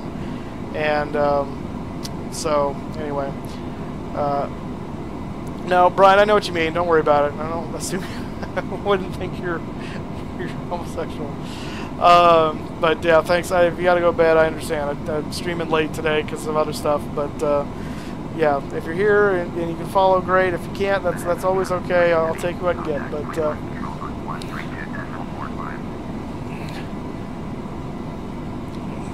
it's in a plane crash. Your engine failed, and we crashed in the sea. You talking about on the barrel roll? Because we weren't over the sea then. But yeah. So anyway, so that's my story. So my rant was basically in regards to the insurance not being open when they really should be. I actually got a hold of someone at the company. Their claims department's open on the weekend, but not their underwriting. And I basically asked her, I said, so basically I'm not allowed to buy a car on the weekend with this insurance? And her response was basically, I guess so. So, but whatever. Yeah, DOS, no problem. Glad to have you when you can join me. So anyway, do an engine fail. No, Blue Crayon, we're not going to do an engine failure. We were lucky to get off the ground with the elevator issue we were having. So we're going to get to Memphis in one piece. That is my goal. That is my goal. All right. Thank you, Xander. Good to see you. I'm glad you glad you're able to join me. Looks like Rez166 just followed me on Twitter, so I'm not sure if that's one of you guys or not. But thank you, sir, if that's you. This is an MD-11, MD-11 freighter. In fact, I think we're due for an out-of-cockpit experience, like an out-of-body experience. That's pretty. Let's try and get bring that in a little bit. No, it wasn't a message. It was someone following me on Twitter. It's a notification. So, all right. Oh, that was you. Okay, got it. And Ronaldo. I already forgot what I was supposed to call you. Crap. I think it was Ronald. I'm gonna find out because I can go back. It's been a while though. Let's see, where was that at? He's gonna correct me before I... Ronald. It was Ronald. Okay. Good. I'm not crazy. Alright. Boss man, yeah, you're up, well, you're up early now. Echo parachute. I might be. Yeah, Ronald, yeah, thanks. That's his boss, though. Oh, goodness. So, yeah. So anyway, that was my fun experience. So how have your guys' week been? How was your 4th of July? How was your weekend? How's life for you guys? Everything going okay? Chloroform children to Santa. That's the creepiest thing I've ever heard in my life. Chloroform children to Santa. What's Santa doing in Memphis is what I want to know. And why does he need chloroform children? Is that like children that were naughty? They didn't read the ULA for Santa Claus? Naughty, he gets to kidnap you and imprison you in his North Pole as extra child labor or something? So, yes, I do know yours, Brian. And congrats on that, by the way, on the girlfriend. That's awesome. I myself have a date next weekend, so we'll see how that goes. She's I met her once already. She's very very awesome, so we'll see where that goes. But undead slaves, that's just, yeah, that's all kinds of creepy. Oh, good grief. Let's see. Someone's going to ask me here, so I'm going to run this off the pass. Let's see which one tells me. ETA 56. What time is it now? It's 23:40. So we are just over an hour out. Let's see. Yes, that is. I actually use it for my intro on all the videos now. That is Vexento. It's on this one too. So, but yeah. And that one is on the in the video description below, because that one requires attribution. So the closing one does not, and I don't remember what it's called now. I can check later, but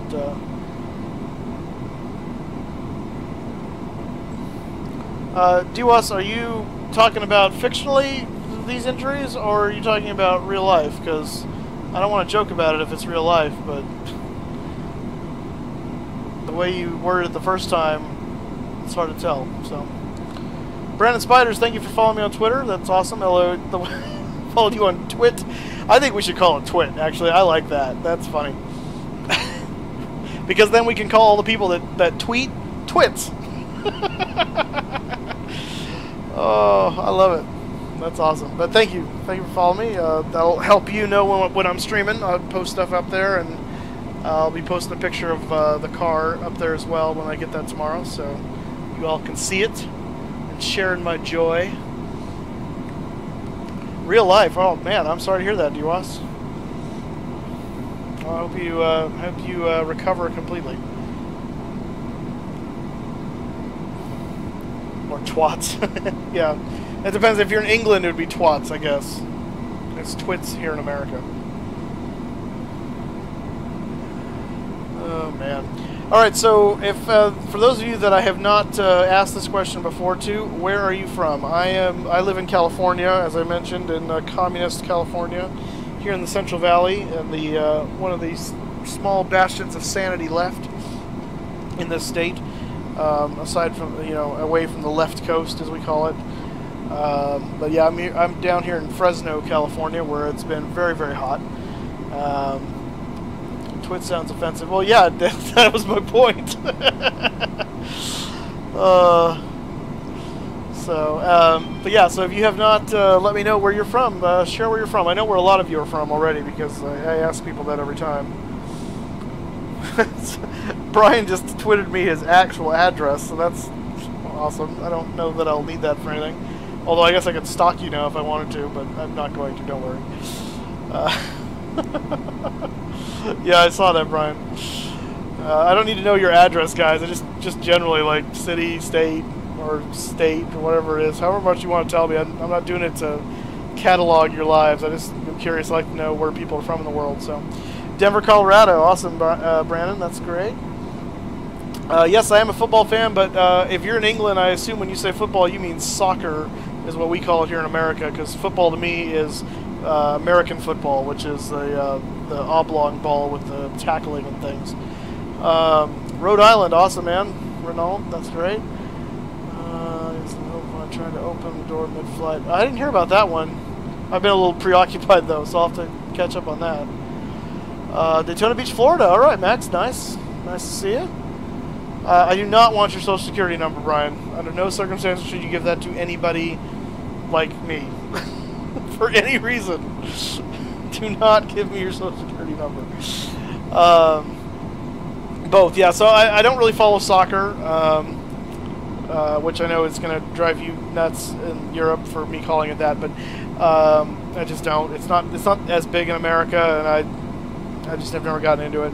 I do like football. That's my favorite sport to watch. I am for you in Florida, you might appreciate this, Max. I am a Jacksonville Jaguars fan, believe it or not, living all the way out here in California. My team does suck very much so. I understand that, but and I absolutely love the owner, the Shahad Khan, who I call Shere Khan, just out of a joke, because the name reminds me of the character from Jungle Book. But I actually went to a Jaguars game in Florida, the opening game this last year. It was great. It was a lot of fun. It was hot and humid, but it was so much fun to be in my stadium. Don't give me your credit card numbers either, please. If you want to donate to my channel, do so through the the stream thing that does that for me. You got a private pilot's license? That's awesome, Max. Yeah, Brian's got one too, apparently. I do not, unfortunately. Boss goes to his games all the time. That's nice. That's cool. Yeah, it is almost impossible to open the door mid-flight because the way the plane is pressurized and the way the door opens in. So, yeah, it's not a dry heat down in Florida. Here, at least, it's a dry heat. But, oh, man, it is. Oof. Oh, so you're a Jets fan, huh? New York Jets. Jets, Jets, Jets, Jets.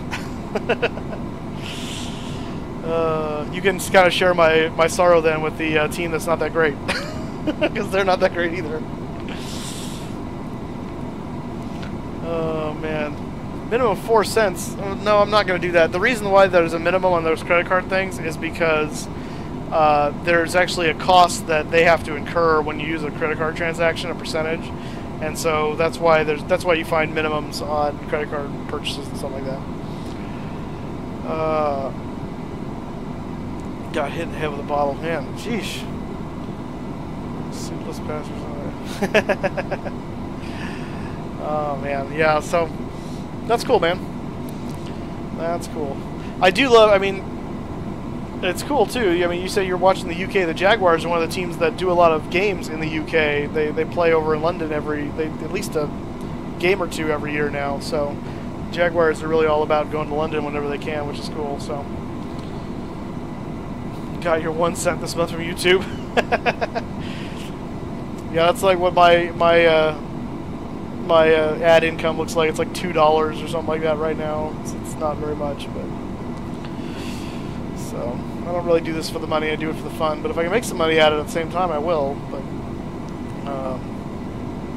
that's enough for me to do this and chat with you guys. So it's a lot of fun.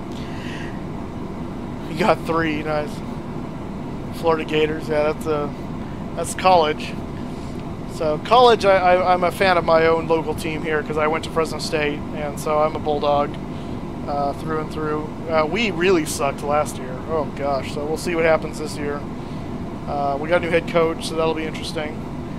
But yeah, my college football team really stunk it up. Although our former quarterback Derek Carr is doing quite fantastic at the Raiders, so it's kind of hard.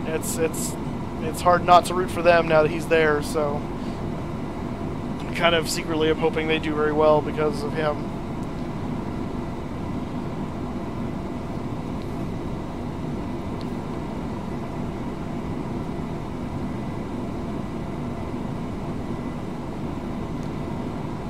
Well, you don't need to send me proof of... Oh, I guess okay. Yeah, there's your 1 cent. All right. Oh, goodness.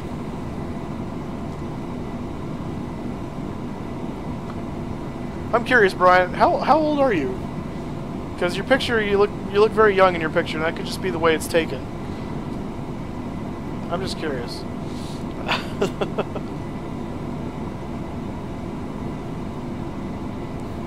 Yes, I have heard of Air Force Proud. I've seen many of his videos. They are awesome. I love his. I love some of his commentary. It's fantastic. Illuminati Confirmed, Blog It. Yeah, his stuff's great. I love Air Force Proud.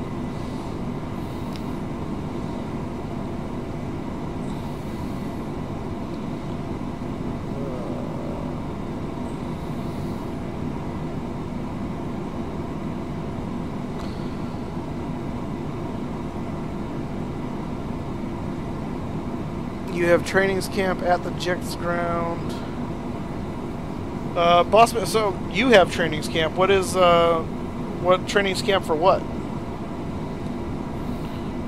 I do not own any of his merch, no. I'm not a huge merch person in general. I don't buy a lot of branded stuff. But, Max, he goes to your school, like your college or something, or what is that?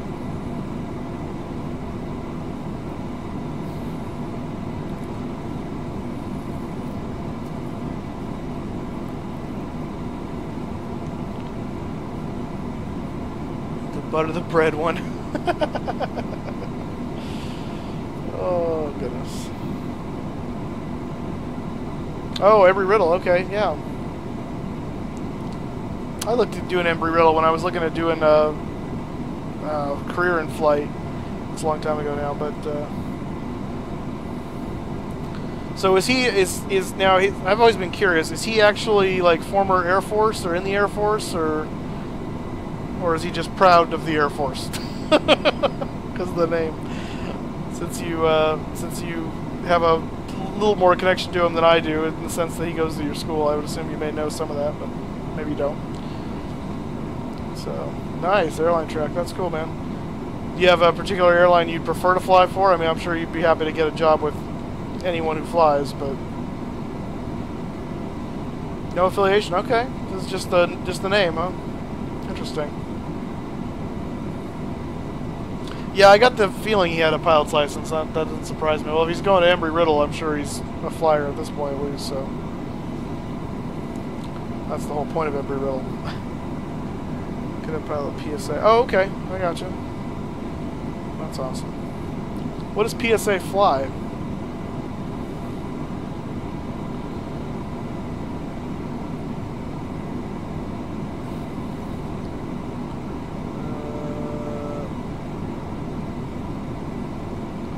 Okay, wow, you were born when I graduated high school. Oh, man. 01. Alright, so that makes you, what, 16? Okay, so you're a little older than what you look like in the picture. That makes some more sense. 10 days, huh, man? Well, that's cool. Awesome. Well, happy early birthday to you. CRJs. Oh, okay, the regional jet's nice. Canadair. Yeah, I graduated in June of 2001 from high school. I'm a bit older. I'm 34, so actually I'm a little more than twice your age, I guess. If you're 17, I'd be twice your age. Yeah, you do in the Twitter picture. You do so. Yeah, some people have the baby face.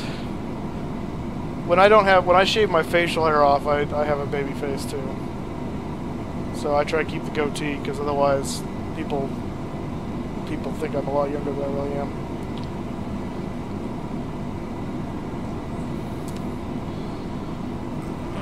Alright, how we doing here? Let's see, we're 23:52, so we're about an hour out now, looks like.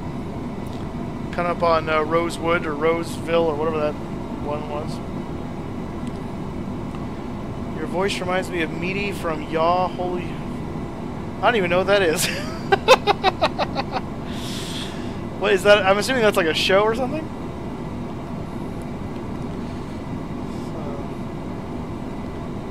That's fine. Yeah, ETA, I just said, yeah, we're just about an hour right now. Ooh, traffic. We've got traffic! It's coming in hot. It's like coming right at me, too. It's like right behind the pylon here. I can't see him. There he is. Oh, we're turning, too, so that works out nicely. Okay, good. No conflict. He's below us. Right. Oh, YouTube channel. Okay.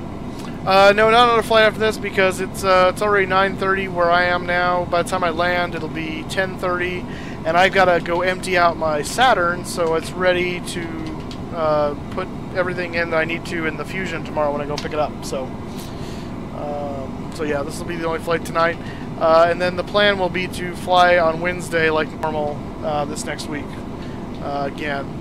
And this next week we should be roughly back to normal with some exceptions. We will fly, it should be Wednesday, should be flying Friday in the morning. I do have a wedding rehearsal, not anyone I know, but it's I do know them, but I'm running sound for it. But that is in the evening on Friday, and then I've got the actual wedding is on Saturday. So actually we might fly, I might be able to get a flight in Saturday too, now that I think about it, because I should have the morning. So potentially flight in the morning as well on Saturday, Pacific time. That is, this is all Pacific time. And then probably Sunday again, because I don't think anything's happening. Sunday will probably be earlier in the afternoon than today. Today kind of blew up on me, but again, it's all stuff relating to the overflow from the weekend. So yeah, so this next week should be fairly normal for streaming. This last week was a fluke, so we should be back to normal. That'll be nice. Get some more flights in. And then I want to, like I said, I want to hop the pond over to Europe here in the near future. So we might do that. We might do that sometime the following weekend. We'll see. The ditching button on the MD-11. There's a ditching button? Where'd you? Is that in the overhead? Did you see that somewhere? It's probably like a mode for setting. I don't know. I don't know what that would be for actually. Now that I think about it. Yeah, where did you see it? I'll find it, and that might explain what it's for. But I don't know what a ditching button would do. It does. I mean, because when you arm the doors, that's what arms the escape slide. So if you're going to ditch, you would put it, I mean, we would put it in the water the same way it is now. Oh, it's by the, pressurization, that makes sense. Okay. My guess is, so it's over here somewhere? Oh, right there. Look at that. Max cabin differential. Okay, so my guess is... Well, I really don't know still. Ditching. Huh. It probably changes the way the pressurization works in the airplane. Probably to keep the cabin somewhat pressurized while we put it down so it doesn't sink immediately. That would be my guess. THDXD78. Hey, welcome to the stream. This is Microsoft Flight Sim X. This is Steam Edition, but yeah, same thing essentially. So yeah, my guess, because the plane is going to automatically try and equalize the pressure as we get toward the ground, and if you can keep the plane pressurized, to some extent it'll float better. So that would be my sense. Yeah, yeah, there you go. It would close the outflow ports and stuff. Yeah, that makes sense. So yeah, hopefully you don't need to use that. You don't need to pull a Sullenberger. Ditch the plane. But THD, welcome to the stream, and where are you from? We like to find out where everyone's from here. I'm from Fresno, California. We've got people from Florida, from the UK, from, let's see, where else? A guy from the Houston area. Someone from Denver I saw. All over the place. Nigel, I don't remember. Did you say where you were from? I don't. You probably did. I just don't recall. I gotta go look now, because let's see if I missed it. Well, I'm looking back a ways, I guess, probably. Dude. No, don't click on that.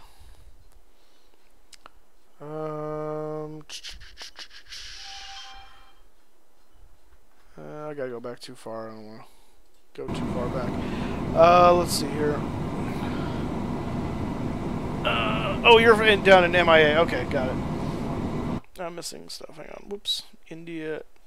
THD. Oh, Aviation's best. Welcome aboard, sir. From India. Wow. Awesome.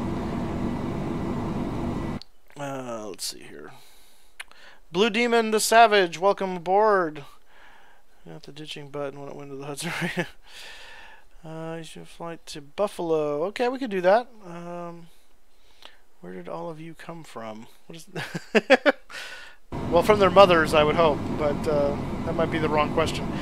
Bill Headland, welcome aboard, sir. ETA. We are supposed to be getting in at 56 Zulu, and right now it is 23:59, so we're looking at just under an hour is our ETA.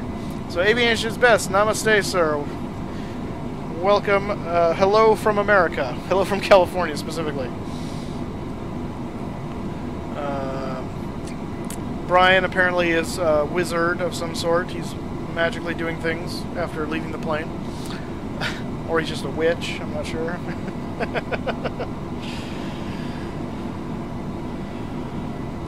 Alright. Playing Rocket League? Oh gosh. David Dubik from Minnesota. Hey, I was just in I was just at the MSP at the airport there a few weeks ago.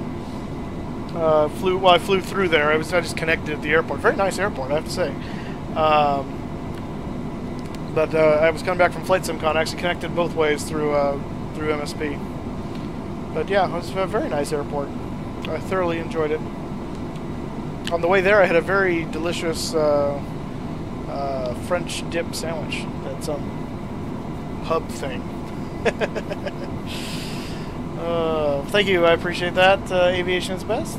Sync Aviation, hello from somewhere. I hope it's somewhere. Yeah, I hope you're from somewhere too. I guess we're all somebody's from somewhere. So have you seen the graphics on X-Plane 11? I have seen the graphics on X-Plane 11. In fact, I saw a bunch of X-Plane 11 stuff at Flight Sim Con. It is my plan to purchase X-Plane 11 at some point to have it and play with it and see what it's like. Just haven't gotten up to that yet because I've been trying to buy this car. So, all right. Well, thank you, David. I appreciate that. I will hope you would hit the like button and hit that subscribe button as well. I appreciate to have you as a subscriber. Yeah, everyone asks me if I ever played Infinite Flight. I never have. Hello from the other side. THD, did you say where you were from? And by other side, do you mean like other side of the planet? Phenomenal. Sadly, no. Yeah, I know. There's not. Well, no, there is. That's not true. Jude Pierce, welcome to the stream, sir. Good to have you here. You'll fly me. In a small little thing, that might take a while. Too bad I'm poor. Well, yeah, I was poor too until recently. I mean, I saved up my money, so. But yeah, this is the first year I was able to go, so it was a lot of fun. It was worth it, but it did cost me a pretty penny to do it. I think in the end it was like $800 with the plane ticket and the hotel. So, but it was a lot of fun. So I'm glad I did it. THD, you did say you were from, because I must have missed that. Sync Aviation, thank you for subscribing, sir. I appreciate it. Yeah, I've never played X-Plane myself. I've just seen it. You're an alien? Like a space alien? Bill Headland, thank you for subscribing, sir. I appreciate it. Welcome aboard. Okay, so there's two questions. Yeah, someone always dislikes the video. You can't deal with it. People are dumb. I don't understand the dislike thing. If you dislike it, just go watch something else. But whatever. So I had two questions now have been asked. Jeff R, hi, how you doing, sir? Welcome aboard. One was my worst airline experience, and the other one was my favorite airplane. So I'll answer the favorite airplane first because that's the easier question to answer. And my favorite airplane of all time is the Boeing 747. Hands down, unequivocally, my favorite airplane. Oh, no, there's two people who did? No, that's great. My favorite PMDG is also the MD-11. And my follow-up, there is PMDG on X-Plane. The PMDG DC-6 is for X-Plane. And will be soon for Prepared and FSX as well. You'll be flying over my head soon? Okay. Beam me up. Just no weird tests that involve orifices on my body, if you know what I mean. That type of guy, yeah. My spaceship, yeah.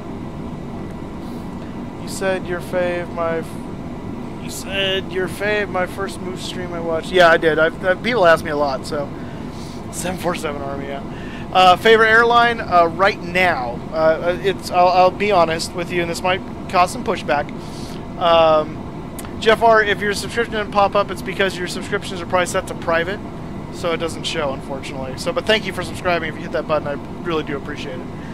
And the text is delayed too, so it may still come up, but also it could be a YouTube error. Sometimes that happens too. Yes, Scotty. Yeah, thank you. No anal probing. What was I about to answer? I was about to answer something. I don't remember the question now. The questions are coming too quickly. I said what my... Oh, airline. That was the question. Okay. So yeah, so this may be controversial. My favorite airline for a long time has been United. They were one of the first airlines I flew on. I had a good experience with them. I never got kicked off.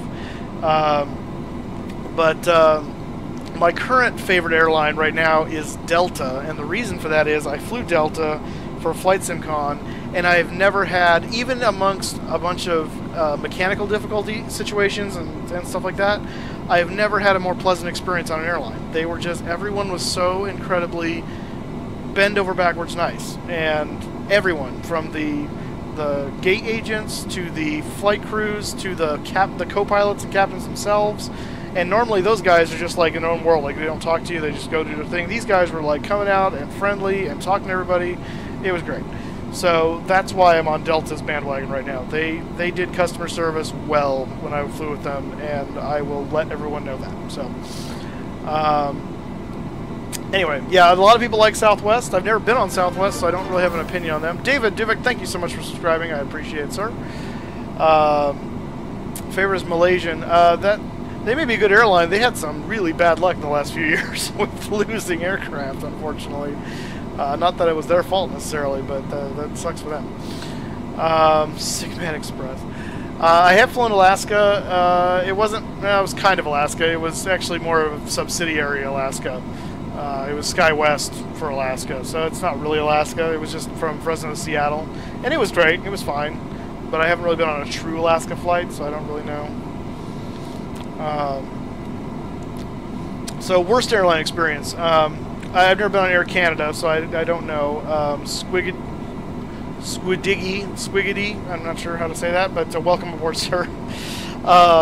Worst airline experience. I have to think about that for a second. I haven't really had a bad airline experience in the strictest sense. I guess the worst experience. Well, no, okay, I can give you two, and one isn't really. And they're not really bad, but the one, I just flew to Israel back here in February on El Al to Tel Aviv, and the flight back was great. The flight there, the air wasn't working that well in the cabin, so it was warm. It's a long flight. That's not their fault. It's just a long flight.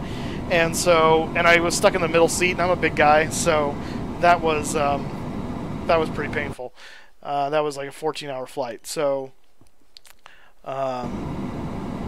anyway, but yeah, so that's one of them. The other one that I would say is probably one of the worst experiences. And again, it ended up being that bad, and actually, in some sense, it was this one with Delta was worse in what happened, but Delta handled it so much better, and so that's why I don't fault them for it. I've never flown Spirit either, so I have no opinion of Spirit. Allegiant actually was started here in Fresno, my hometown. This is where their base was for a long time. They started here. I've never flown them, but you can get really cheap flights to Vegas from here, but I've never done it.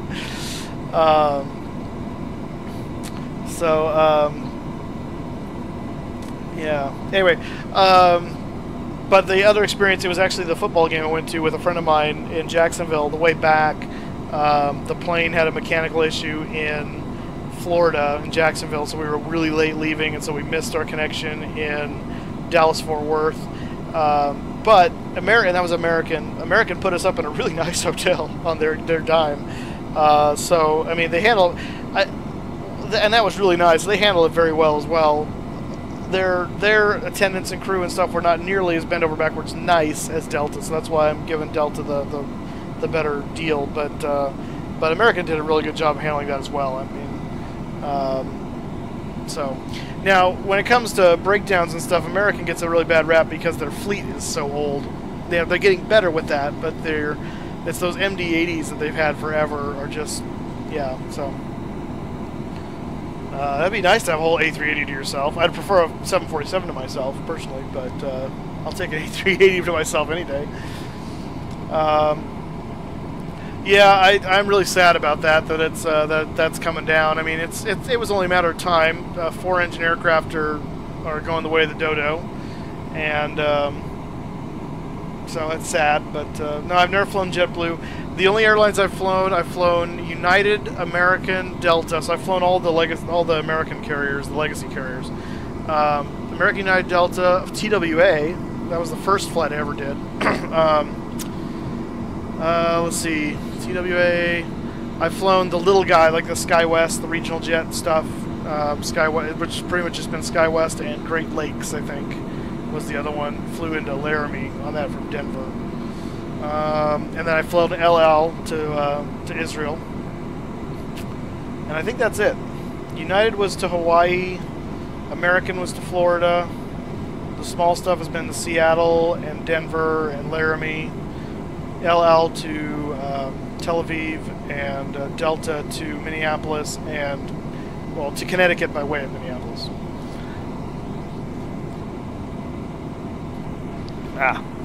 So yeah, so there's my my history of airlines. I have the 717. I've never flown on one. And we did a flight. I'm waiting to do more flights with that until they release their paint kit, because I want to get some more liveries for it. Because right now it's basically the TFDI livery, a Delta livery, and a Hawaiian livery, and that's not very exciting. There's not a lot of liveries. So, yeah, so I want to get some more liveries for that thing and do that. But it's a nice plane. They did a good job with it. But I've never flown a real one.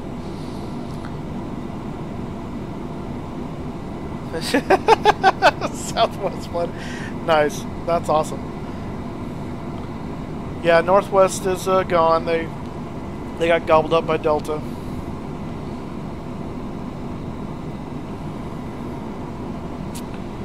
So America West got gobbled up by, well, actually America West got gobbled up US Air, and then US Air now and America West have been gobbled up by American. But yeah, it's just capitalism at its best. They slowly eat them up. No, the A350 is not going to be a 777 killer, I don't think. The 777 is so incredibly popular. The 350, I think, if anything, is competition for the 787. And they're going to be so similar to for the most part. I don't know. It's just going to be a back and forth war. The F-35 program, are you referring to, so you're talking about the military jet? I don't really have too much of an opinion because I don't follow the military jets too much. So yeah, I don't really, I couldn't speak to it with authority, so I really don't know what to say on that. I feel like this was supposed to happen a long time ago. How they never cancel my flight plan? I mean, I'm happy with that, but... Well, that's fantastic. Alright, good. Allegiant, yeah, like I said, Allegiant started here in Fresno. Favorite airplane is a Cessna, huh? Like, well, Cessna what? Cessna makes airplanes, but there's different types. There's jets, there's props. I learned to fly in a Cessna 172. Citation, okay, well that's... yeah, Skyhawk. Cessna 294 Mike Echo was what I learned to fly in. November 294 Mike Echo. Which I thought was funny because it was Mike Echo, and if you say it fast enough, it sounds like you're saying my gecko. So I called the plane Gecko as a nickname.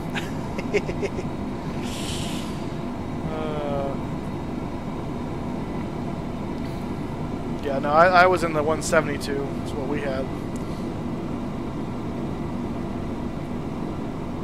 We had two of them. We had Sierra Papa and Mike Echo. And I flew Sierra Papa a few times, but mostly I did my stuff in Mike Echo. It was the nicer one. Yeah, 757 is a cool aircraft. I love the 57. My three favorite aircraft are the 74, the 72, and the 75. And the 72 really for the classicness of it, but also because that was the first airplane I was ever able to go in the cockpit of, and so I kind of got some really close-hand experience with that aircraft. And that was really neat. Yeah, we got, this time of year, California typically lights on fire in a number of places. There's a few north of us, and then the area around Santa Barbara is on fire pretty bad. So, yeah, that was back when I was in high school, actually, when I got to be up close and personal with the 727. FedEx has a stop here. They always have an aircraft here, and up until just a few years ago, it was a 727-200, and we would go, me and my friend would go over there and watch them load it up around 5 o'clock and take off. Well, the maintenance guy came out one day and said, "Hey, you guys checking out the plane?" I said, "Yeah," and he goes, "Hey, you want to come on back?" And this is back before 9/11, so it wasn't nearly the security faux pas that it would be now. And so he basically let us come on the other side of the gate and do the walk around with him and go up in the plane and start the APU and the whole thing. It was really cool. So we had a really kind of close love affection with that plane because of that. So yeah, it's very hot out here. It's not for the faint of heart.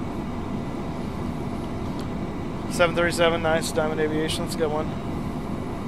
Yeah, 747 will always be the queen. I agree, David. I don't care if the A380 is technically bigger. You don't usurp the queen. It's going to be the queen forever. It is kind of ugly. I call it the beluga whale because it is pretty ugly. But Fifi, is that the B-29?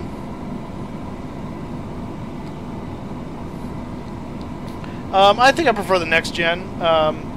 The classics are cool. I've never really been a fan of the weird cigar engines, though. It's not that great of a look, in my opinion. So that's probably why. And the newer avionics are really nice in the 7.3. So Beluga whale, yeah, exactly. Yeah, it's B-29. Okay, good. Yeah, that's cool. Nice. We had the Mitchell bombers, the B-25s, come out here several years ago for an air show. There were like 4 of them or something, like 4 or 5 of them. The ones that did the Doolittle raid on Japan in World War II. The first time we were able to hit Japan's mainland after Pearl Harbor. That was cool. Those are cool aircraft.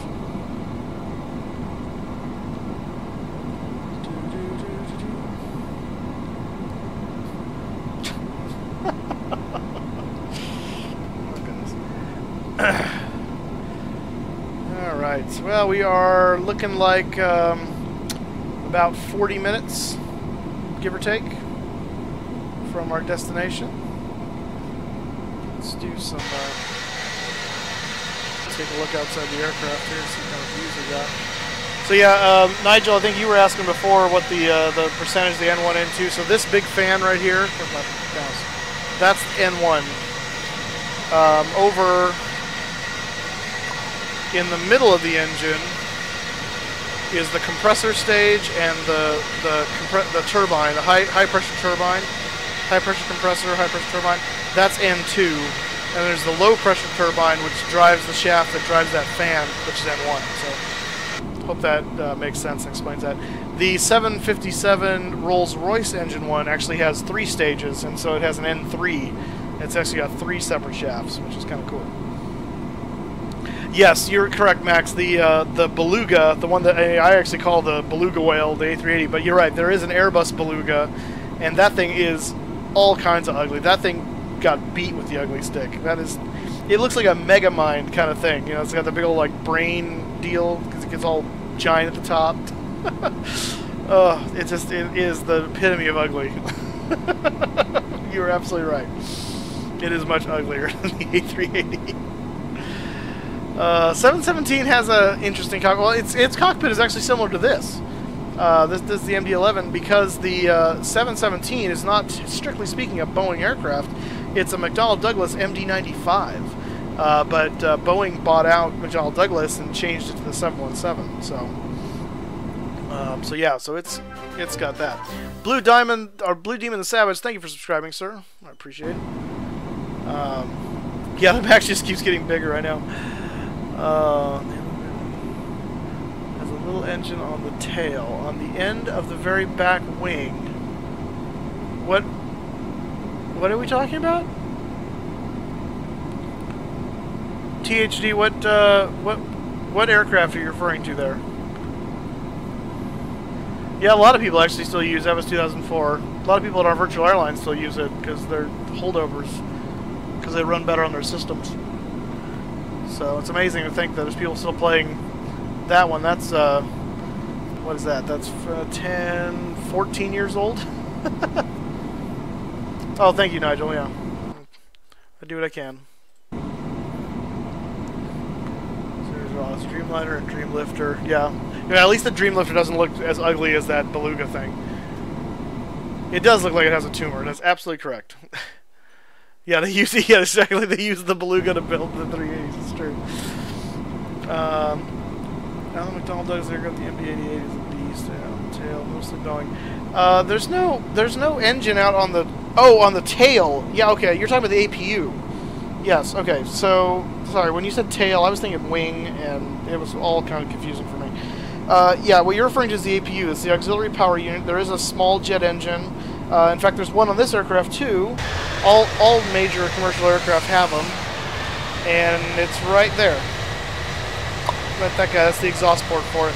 The intake port, I think, there's a little thing that slips up open up here somewhere, I think, or something like that. But what that is that just runs air pressure and power for the aircraft on the ground, so it doesn't have to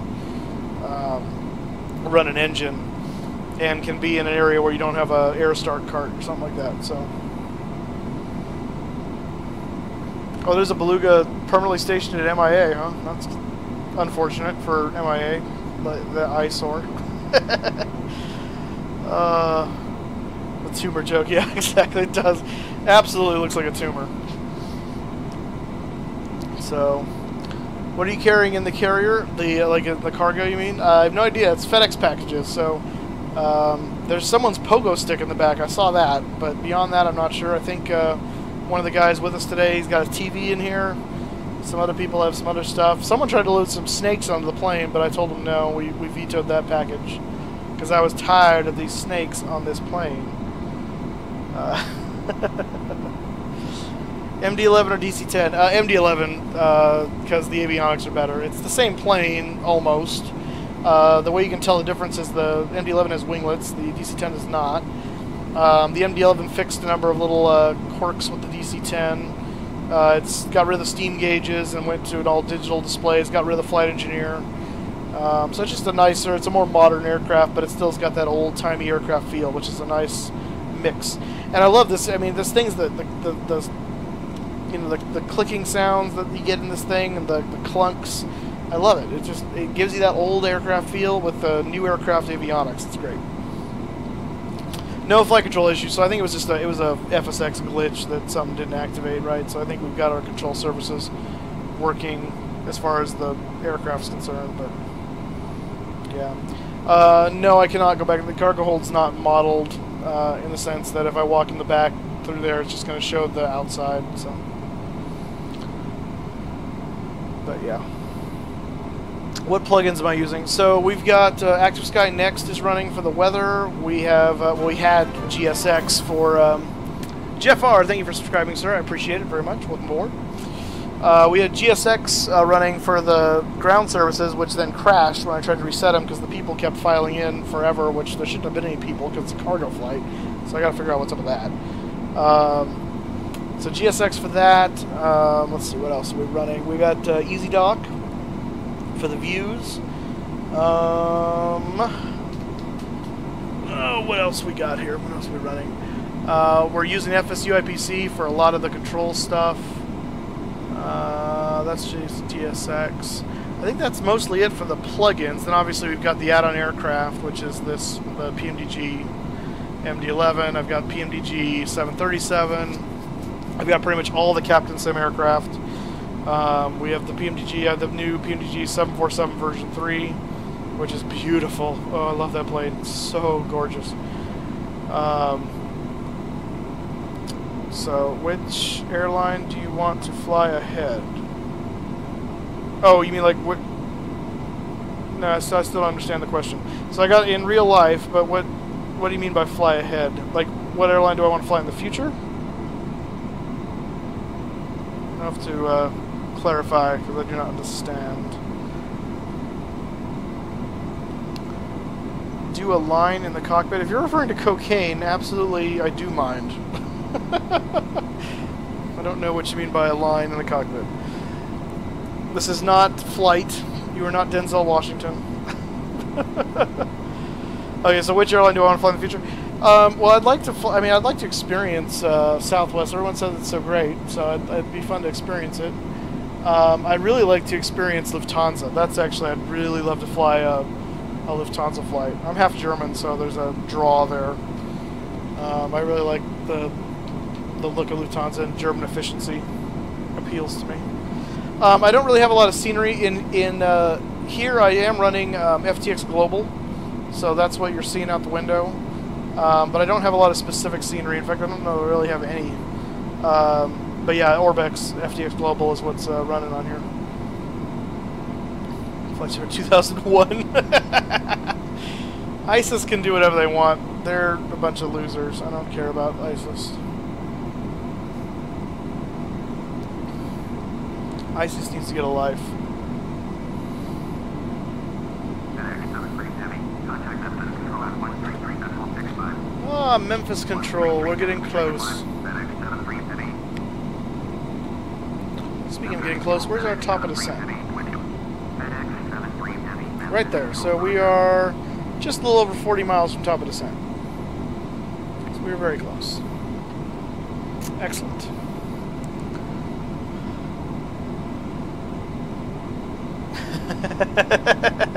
Nice, Kyle. Oh, goodness. 3157. Plane, 5 tons of Harry. What the heck? Did you list your address as your screen name there? 315? But welcome aboard.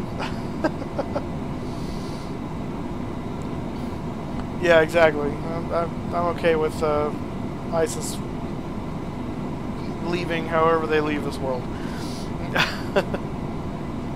Hee-haw. Sound like Sam Wainwright from It's a Wonderful Life. Cabbages, eh? Transporting some cabbages. As they say in Parks and Rec, you can't go wrong with cabbage. Green cabbage is always a favorite. Red cabbage is good. People have no idea what I'm talking about. That's okay. I'm sure there is no cocaine on this flight. So if you're snorting powder, it's probably a confectioner's sugar, and you're in for a real surprise.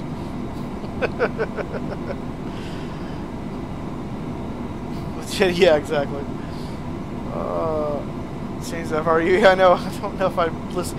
I mean, if it's someone else's address, I guess that's hilarious. But let's go to his house. It is an autopilot. Autopilot's engaged. Park. It's a great show, isn't it? It got so much better after season 3 when they got rid of the one like normal guy, and everyone was crazy after that. That's when it got really hilarious. Love that show. I could not get into it for the longest time because I kept trying to watch from season 1, and finally someone convinced me to start from like season 3, and I just absolutely loved it.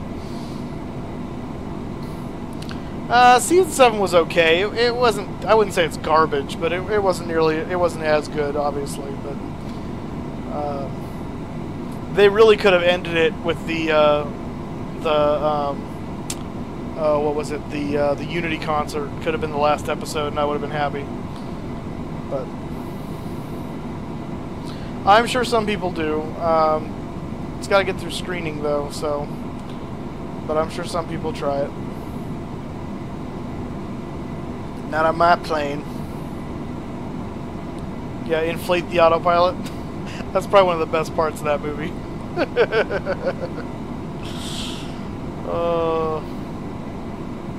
Yeah, I binged Parks and Rec a few months back, put it on Netflix.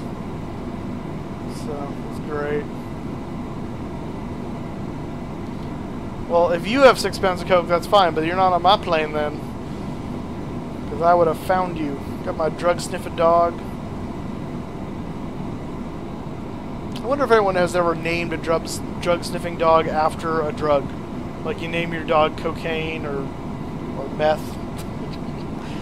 Come here, amphetamine. That'd be hilarious. You can bring your Coke, as in Coca-Cola, on board all you want. That's fine. I have no problem with that. I prefer Mountain Dew, but I will allow the Coke. Don't call me Shirley, that's right. Roger, what's your vector, Victor? Excuse me, I speak jive.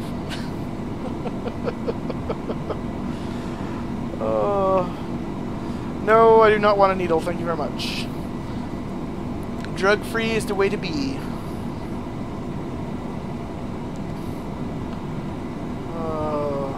Come here, cannabis, that's right. That's a good boy.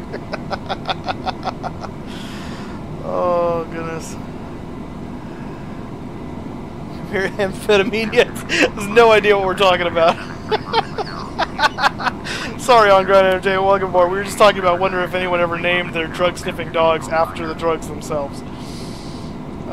Which Indian flag carrier do you like? I only know of one, and that's Indian Air. and I don't really have an opinion on them because I've never flown with them. What are some other ones? Because that's the only one I'm aware of that's coming to mind anyway. I'm sure when you list other ones, I'll go, oh yeah. The plane is getting lit. Yeah, literally. Mary, yeah. Come here, Mary Jane.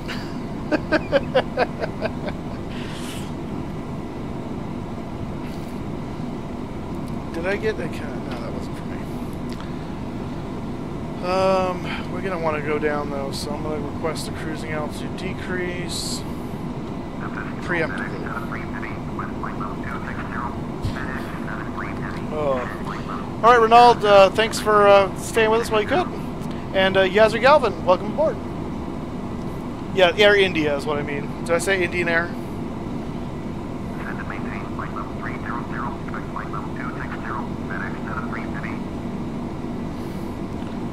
So let's move this down.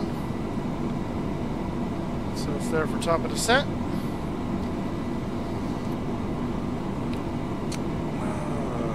Yep, hi Yazzer, how you doing? Welcome to the stream. Yeah, so I'm curious what other Indian flag carriers are, because I only heard of that one. I will, yes, I've flown VATSIM before. I'm not flying it currently. The reason why is, strictly speaking, because of lack of coverage a lot of times. So I would like to do a VATSIM flight on stream at some point, but I'm going to have to kind of get some stuff set up because I don't often fly VATSIM. And again, it's simply because of the sporadicness of coverage. I do like it when it is covered my whole route. It's great. I love it.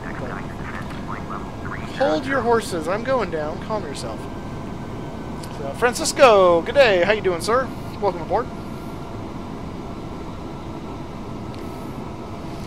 For those of you just tuning in, we have just started our descent down into Memphis. If you have not already, please hit that like button on the video and subscribe if you don't mind.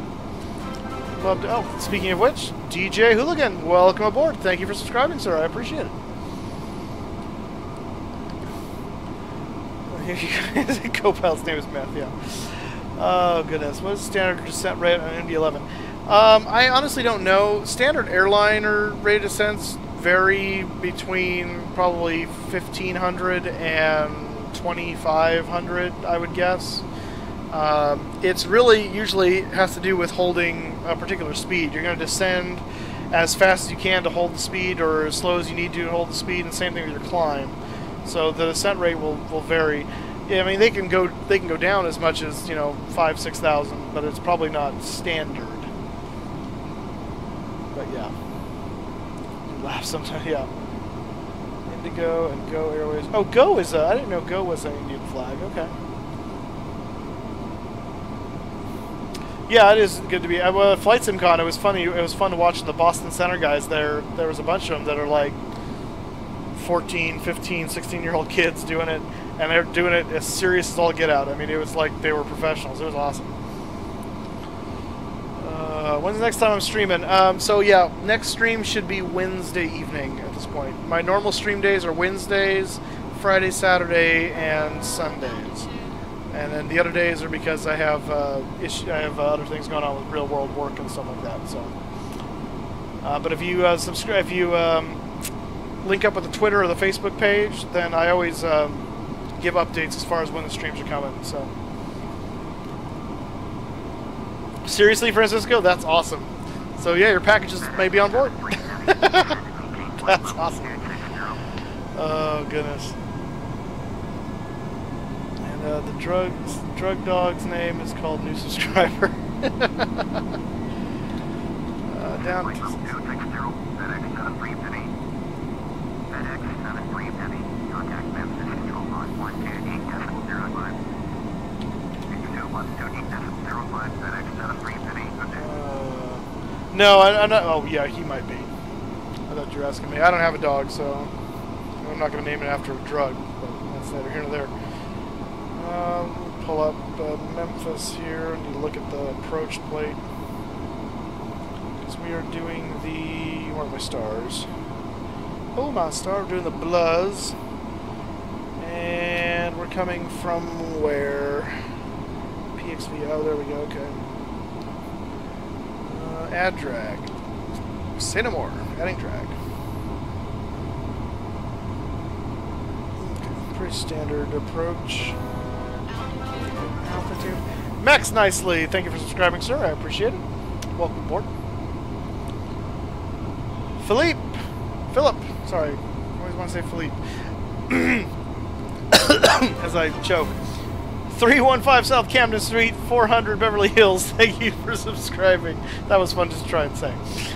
Good morning from Croatia, Philip. That's awesome. Welcome back, sir.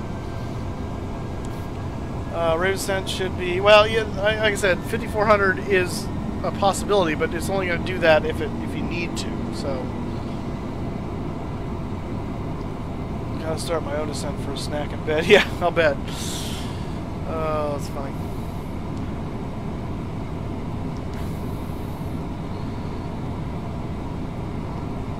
Do I need to? Oh, that would help. Control FedEx 7350 with you, flight level 262. FedEx 7350, Memphis Control, roger. FedEx 73. Oh, I didn't change my name in the. Oh well. Just realized that now. The whole flight, I haven't noticed they would call me the wrong number. How hot is it in Croatia? It's been like 105 here in Fresno, so now that's Fahrenheit. You're gonna have to. You'll probably get to do it in centigrade, and I'll have to convert. But down to 1.6.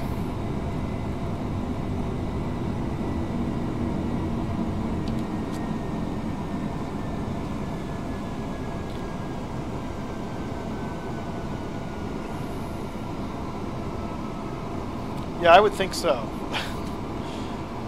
You're already in the U.S. Oh yeah, I started in the U.S. Well, Toronto's right on the border, so it doesn't take long to get to the U.S. Just an hour ago, you were still at Pearson. Yeah, I know. It's right there. So. No, I don't do any of the Android Sim stuff because I've got a better one on my computer. So I don't think they would compare very well for me.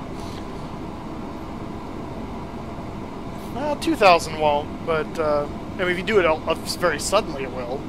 But you do anything very suddenly, it will. I will not. 72. Oh yeah, nice. Rub it in. I wish it was 72 degrees. There's probably 90 outside right now. Bridge falling down. Snapshot of the tracking with FedEx on your Facebook account. Oh, nice. That's awesome. I've never played DCS. It looks really cool, but I don't have it, so. Drop off early. The cabin crew will give you a parachute, but on the back. Yeah, get stuck on the front. That would not be good. Where are we leveling off?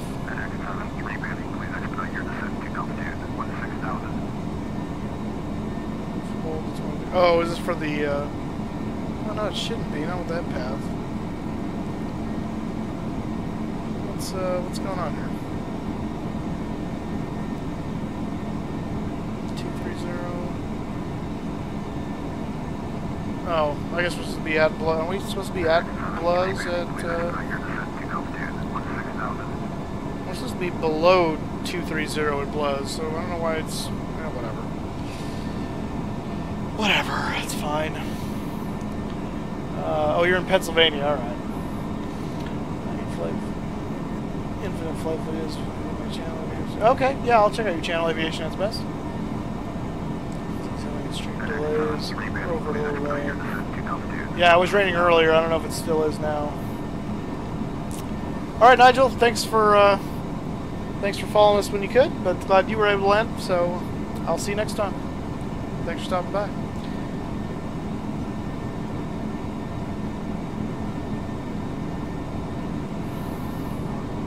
I have used FS Passengers in the past. It's actually pretty cool. I just haven't used it in a while. Not any particular reason, but I think I should. It's hard over here. I think I started using a lot of cargo stuff, and so it wasn't really appropriate for FS Passengers, obviously, because they're not cargo. But are you still yelling at me? Oh, 10,000 now, okay. I'm just waiting to get to this We're still working on getting the blows. Okay, fine. Whatever. Let's prepare for hyperspace. Mary J. Sim. Nice. Wasn't for me. Okay. Wait a minute. There we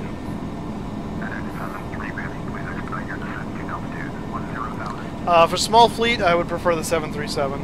I'm a Boeing person, so I'm gonna default to the Boeing anytime.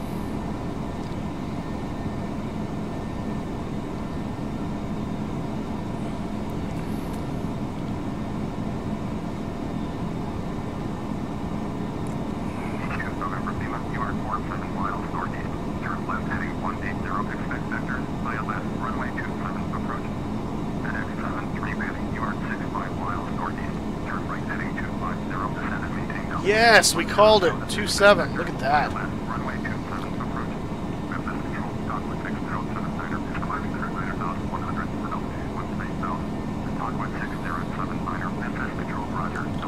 We are 65 miles northeast. Probably nice to keep going down, man. Bad things would happen if I open the windows in there.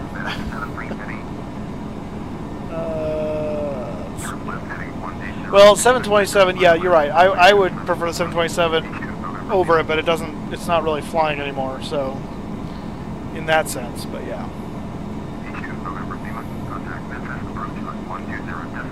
If I had to crash and die in an Airbus, which would I choose? It's a weird question. I don't know that I would care.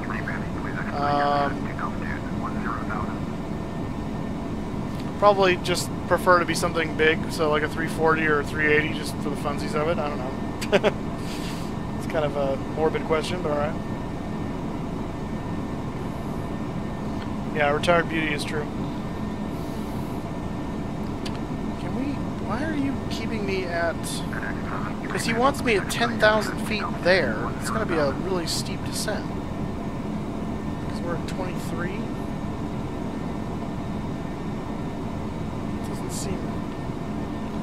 Yeah, this is not correct. I'm overriding the system. We're gonna go down now.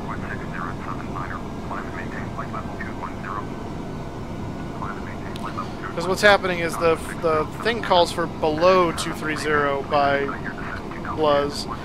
It's treating it as like a hold at 230, but that's not the case. So. Well, on the sim, nothing much is gonna happen, but in real life, bad things. Well, yes, if you depressurize the plane, you can open the window. It'll be very, very windy, but...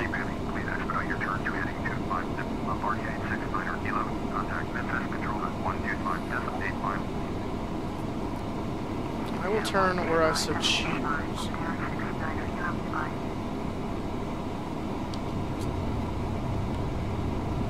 I'm going to set the auto brakes to medium.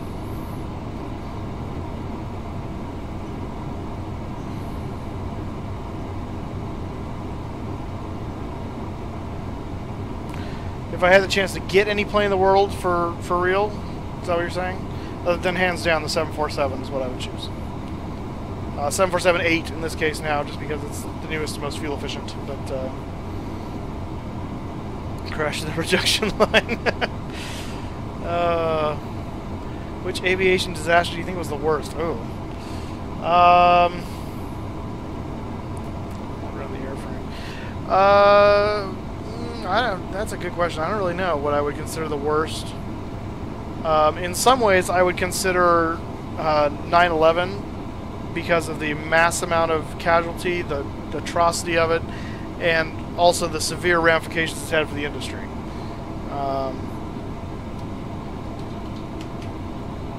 I mean, 9/11 basically killed the Concorde. It wasn't directly related, but that's basically part of what killed it.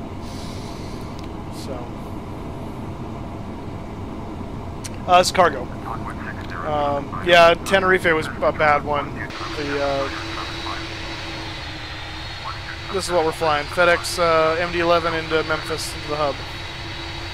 What's up with the jitter, man? What is up with that?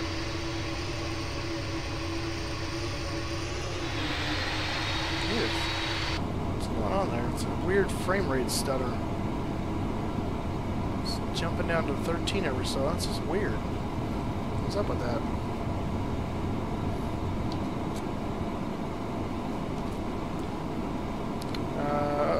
Okay. What's going on here? We're at manual.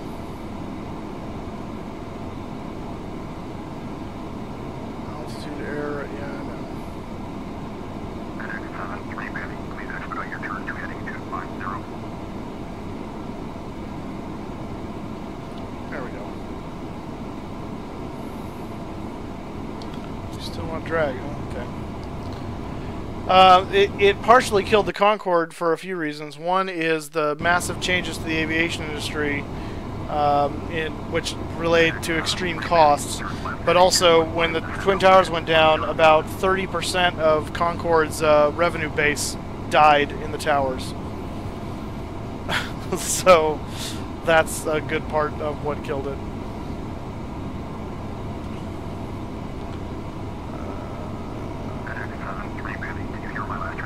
I did. I chose to ignore it.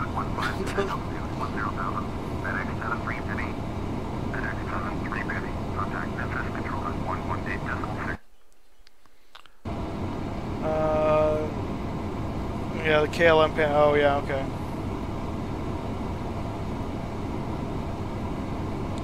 And I-53.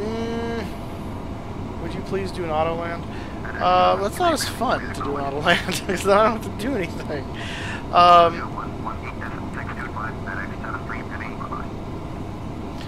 The i5, I don't know how well that'll hold up. The thing is, your graphics card is fine.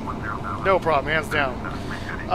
The issue is going to be your processor, if anything, because that's what that's what FSX relies most heavily on for its gaming. Is not actually the graphics card, is more so the processor. So your processor is going to be your bottleneck, if anything. And I don't know enough about the i5. Is so ambiguous. You really have to look up your specs and see what the cache speeds are and stuff like that. So I really couldn't tell you. But it'll handle it, I'm sure. How well it handles it, that's another question. So anyway, he was talking. There's a guy up here talking about his processor. Yeah, what i5? I know that's the thing, is that i5 is not specific enough. I have drag. CDU message. I'll be quiet. Turn left heading 155, FedEx 73 Penny.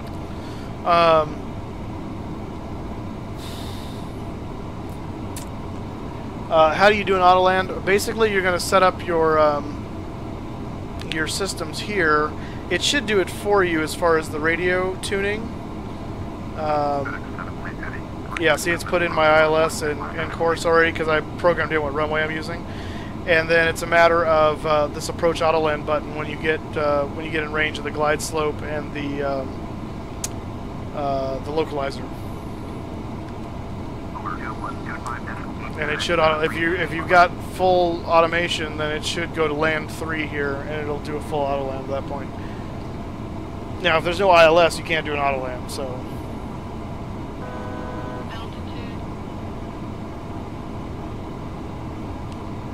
That Super Guppy, yeah, I don't know. It looks like a prop version of the Beluga. So I honestly don't know the answer to that one. Memphis approach FedEx 73 Penny, descent 10,300, descending altitude 10,000. FedEx 73 Penny, Memphis approach, roger, altimeter 3003.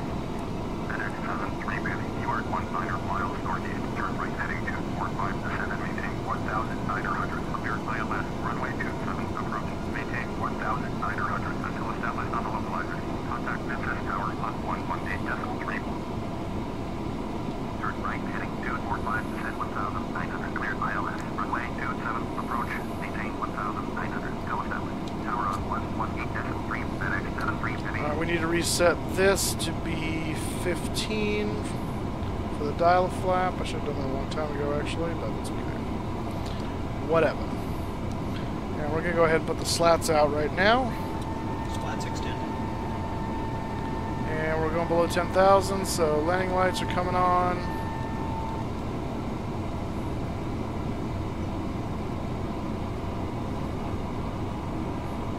We're landing right now, basically.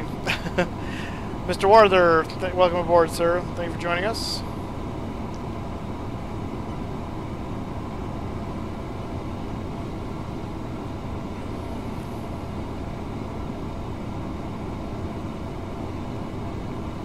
And we'll go ahead and go flaps 15 as well.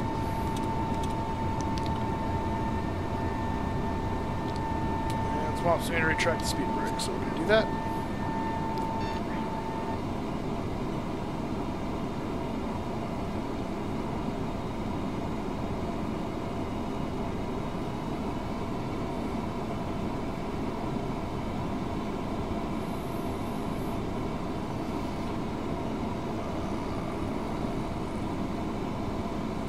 Lose some more altitude though. I hope you're not masturbating to this. Oh my gosh. Keep it clean, please. Oh nice, that's awesome. Alarms for the MD-11. That's cool. Coming around. Go flaps 28. Flaps 28.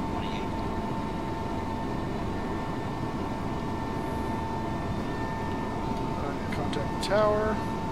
Memphis Tower, FedEx 73 Penny is 12 miles inbound ILS, runway 27 approach. FedEx 73 Penny, Memphis Tower, continues runway 27, altimeter 3002. Where are you going? Oh. What's happening? Are you doing the hold?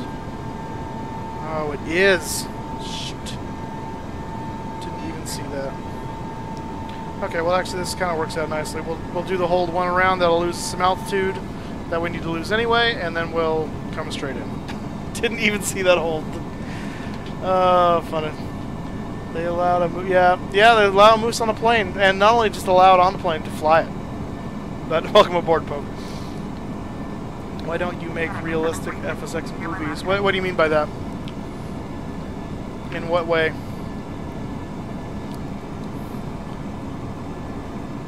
Do the procedure turn? Yeah, that's what's happening right now. It's doing it for me. It's doing the hold. No, I'm not going to crash into a building.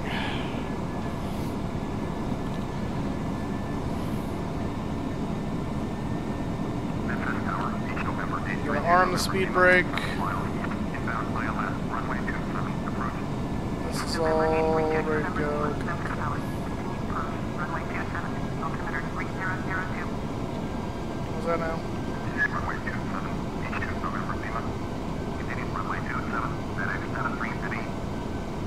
H2 November Lima, clear to land, runway 27. Clear to land, runway 27, H2 November Lima.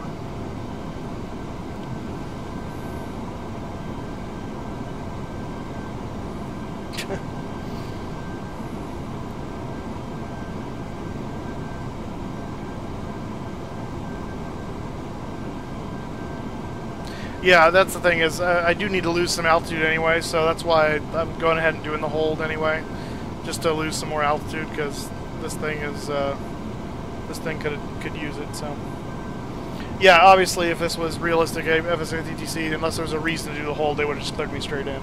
Which actually what FSX ATC did, this is just part of the approach. There's a hold built into it, so and I didn't remove it, so. Yeah, there are people watching. We're up to 30 now on the stream. So welcome aboard, guys. If you haven't already, please hit that subscribe and like button. I'd appreciate it. You can also follow me on Twitter and Facebook. Flying Moose 83 is where you do that. And you can also donate if you'd like. There's just details in the video description if you would like to do so. I would certainly appreciate it if you want to do that. If not, that's okay too. We're all just here to have fun. Alright, coming around, and then once I'm around this leg here, I'm going to delete that hold. And that way we don't go around again, because that's not what we want to do.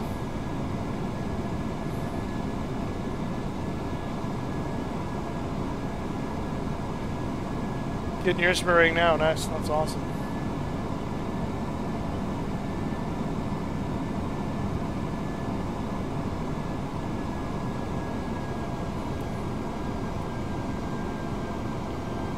Simple, are you sending people weird, spammy things? Please don't do that.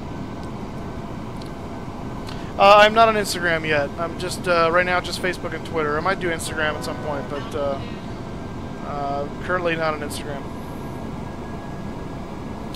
Argentina, awesome, man. Welcome aboard.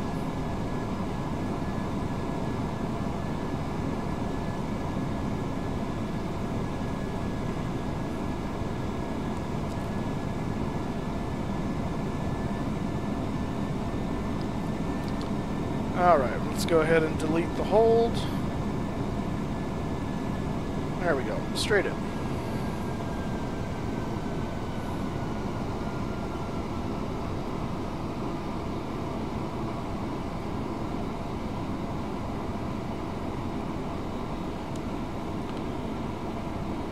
Alright, guys.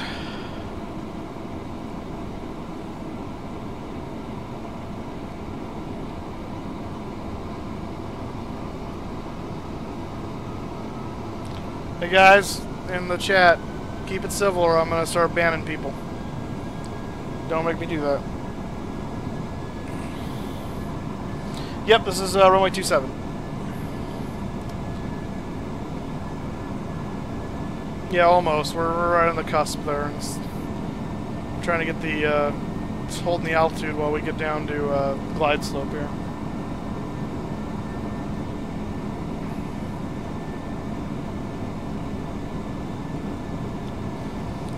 Once we hit the glide slope, we'll go ahead and lower the gear, bring the flaps down to 30, and we'll be all configured up for landing. Some little field out there. It's a nice evening for landing, it looks like.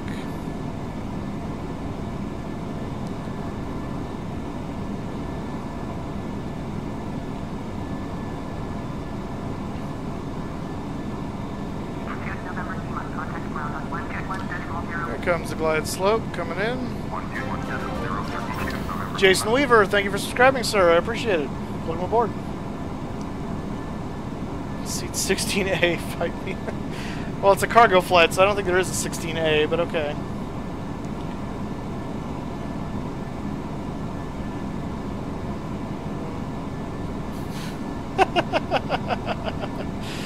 Oh my goodness. Yeah, I think they did the right thing, buying them out.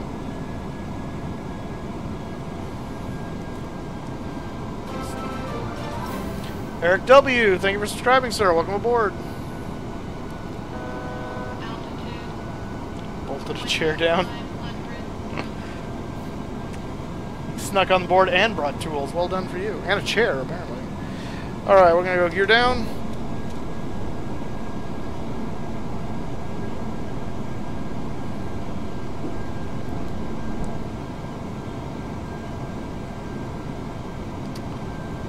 And flaps 30.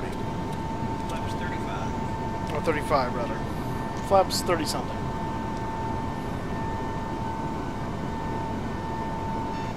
Clyde B, welcome, sorry, Clyde JB Aviation. I keep explaining this. The reason I don't fly in VATSIM very often is just because of the consistency and coverage. Sometimes it's great, but sometimes it's nothing, and sometimes it goes in and out, so... 5 FPS, no, it's not that bad. I mean, it's not great, but it's not... It's close to 20, 15 to 20.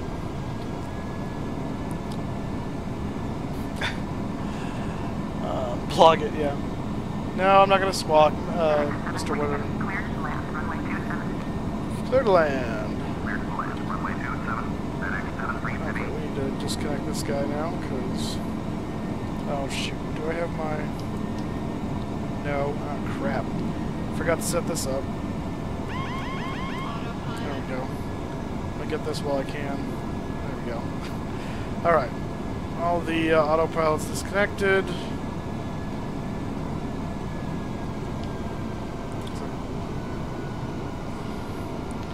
We are coming in.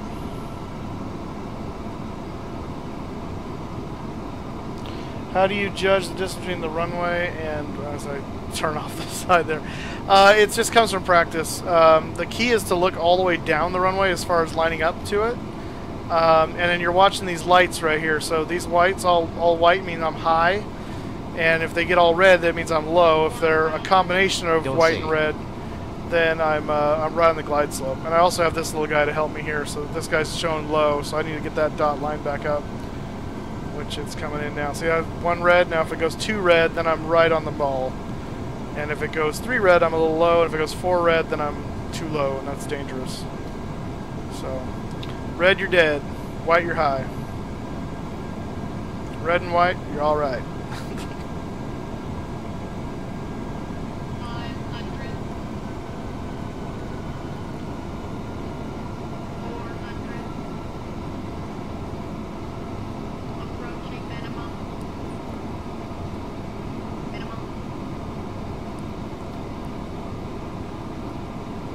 100, 50, 40, 30, 20, 10. There we go. That's butter. Reverse thrust available. Very nice. Boom. Wrist thrust and auto brakes doing their thing. 80 knots. Still reversers and manual braking. 60 knots. I think we might be able to turn here, maybe. Yes, we will. And let's click the auto brakes off, lower the spoilers, and we will turn off right here. Kill the landing lights, and taxi light can come back to taxi. And we don't have any GSX, so we're going to have to just go somewhere. Shane Caldwell, thank you for subscribing, sir. Welcome aboard. I appreciate it.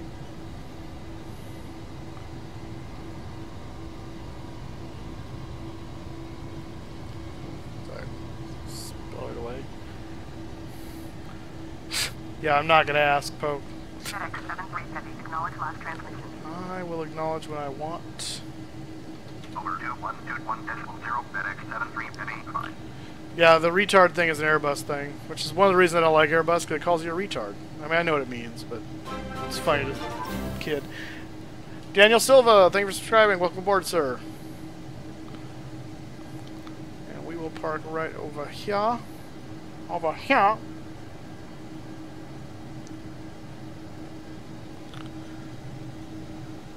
Alright, watching from Japan. If I make a mistake in English. Oh, sure, that's fine. Nope, I understand language differences. We got people watching all over the world a lot of times, so no harm, no foul. We understand. Or at least I do. I don't know about everybody, because I can't speak for everybody. Tanishk Matur, or I probably butchered that, but welcome aboard. Glad to have you here. Thank you for subscribing, sir. Alright. Yep, we'll show the outside. Jordan18918, thank you for subscribing. Welcome aboard. Just in time for the end. Yoga to Air Force Base, Japan. Alright, so that was beautiful. Go ahead and bring the flappies back up. And we need to get the APU going. Do that. Scarabus driver. I like that. Welcome aboard. Thank you for subscribing, sir. I appreciate it. I do not. I know we're transporting FedEx stuff. Because, Exhibit A, FedEx. Hey now, calm yourself down. Yeah, I'm getting this weird, like, stutter thing going on that I've never got before. I don't know what's up with that. But now that I've got the new car, the next thing is to upgrade the computer, because it needs it, so maybe that'll go away with that. I don't know.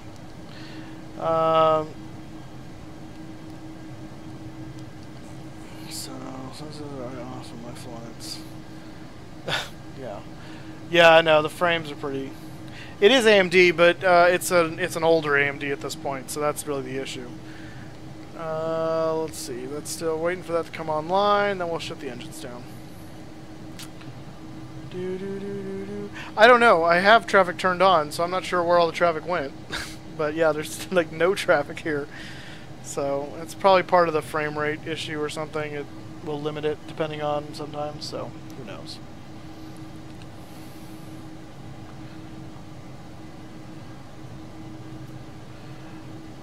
Well, it may look very similar to the Max, but I assure you it's probably slightly different. Go to bed, CYYZ. Yeah, thanks, THD. Good, glad to have you on the flight. Max, yeah, I'd love to get one of the Ryzen chips. That'd be nice. Yeah, MD-11's a cool aircraft, Daniel. It's other people have flying it. There's a ruin in the market. I can't buy what I want. Oh, that's messed up. So good for overclock. Yeah, this is what I have right now is overclocked. Actually, it's a 3.3. It's overclocked to 3.9. Thank you, Aviation. It's best. I appreciate that. PMDG hands down over Quality Wings. Quality Wings is it's not quite study level. It's kind of study level light. Same thing with Captain Sim. Captain Sim and Quality Wings are kind of in the same boat. It's kind of study level light generally. I don't know about their 787, how closely. That's taken them a long time, so that might be more closer to study level regular. But the stuff I've seen from Quality Wings thus far, not including the 87, is what I would call study level light. All right, leave the logo light on. Tiny Tennessee's come off. That can come off. And we'll chop the engines. Alright, engines shutting down. Turn the emergency lights off because that doesn't matter. We can turn the IRSs off at this point. And parking brakes are already set. Let's go ahead and open the doors. What are you doing for a living? I am a facility and IT director at a church. That is my day job. And I write, I fill out appraisal reports on the side for my side hustle. Alright, disarm the doors. And we will open that door. Oh yeah, I can't do that. That's the other. Cargo doors. We'll open all of them so we can get the cargo out. And it would be a lot better if there was actually service vehicles here, but there's not because GSX crashed when we were in Toronto. So unfortunately. So, but we made it. We're here. From greetings to the south, you have to... I missed the comment. Hang on. You have to do the flight of my Toronto, Memphis, Sao Paulo, Buenos Aires. That's true. Yeah, from here now down to Sao Paulo. Yeah, and then Buenos Aires. All right, cool. Yeah, Iris. I turned the Iris off because it's the last flight for me. I'm sure if it was going somewhere else, they would leave them on. But Demario Chambers, thank you for subscribing, sir. Welcome aboard. Thanks for reminding for solid and imaginary product. Nice try. Not imaginary to us. Thank you very much. Not Catholic. Just Christian. What do you? Baptist would be the closest. We're not really Baptist denomination, but we're Baptist roots. So if that helps. Seatbelt sign. Yeah. That, again, doesn't really matter. There's nobody on board with me. I'm out of here. All right, Poke. This is FSX Steam Edition. So basically FSX with some under the hood tweaks. Thank you, Kyle, and so thank you guys for coming along for the ride. I will see you guys Wednesday if all goes to plan. I will put a picture of my new car that I'm getting tomorrow, picking up tomorrow on Twitter and Facebook, so you guys can ooh and ah over that if you'd like. I have done train sim too. I do love trains. I love all things that move. I'm a transportation fanatic, but aviation is my first love. So aviation's best. Yeah, hopefully join us then. Thank you, James, for the nice video comment. I appreciate it. Yeah, I know it's sad to see me go. That didn't get for one of my colleagues has got imaginary kudos. Well, you can think whatever you want. That's between you and God. So I'm not gonna go all hot and bothered. It's not my job to convert you. So anyway, only the Holy Spirit does that. Anyway, all that to say, I had a lot of fun. I'm glad you guys did too. I'm so glad we finally got to stream and do this. We got 30 people watching right now. That's incredible. Tons of people subscribing, so that was great. And yeah, we had a really nice smooth landing here in Memphis. So I'm not sure we'll be going Wednesday. I think I'd like to take the 7-2 somewhere. So we'll see. I'm not sure if that's going to happen, but we'll see. No, I'm not going to get a theological debate with you, Simple. I could say something about that, but I'll let you work that out between you and God. But if you got questions for me, I'll be happy to answer them. Anyway, yeah, guys, be nice, please. PMDG Gamer. But welcome aboard. 747. Yeah, we flew that into Toronto, actually. And we will use that for the crossover the pond. But like I said, I don't know when that's going to be. I like to mix up the aircraft. So we just flew the 747. Now we've done the MD-11 again. I'm thinking it's probably going to be the 7.2 or the 7.3 on Wednesday, because it'll be an evening flight for me, and so it'll need to be a little on the shorter side. So we'll see. But yeah, thanks, J-Man. I appreciate the comment. I will definitely be enjoying my new ride tomorrow. So looking forward to that. Thank you guys so much. It's been a pleasure as always. Love hanging out with you guys. Hope you guys feel the same way. And I will see you guys hopefully Wednesday. Again, make sure you join the Facebook or Twitter to see for sure. And PMDG Gamer, thanks for the props in the video. So I will see you guys later. It's been fun. Have a great night, guys.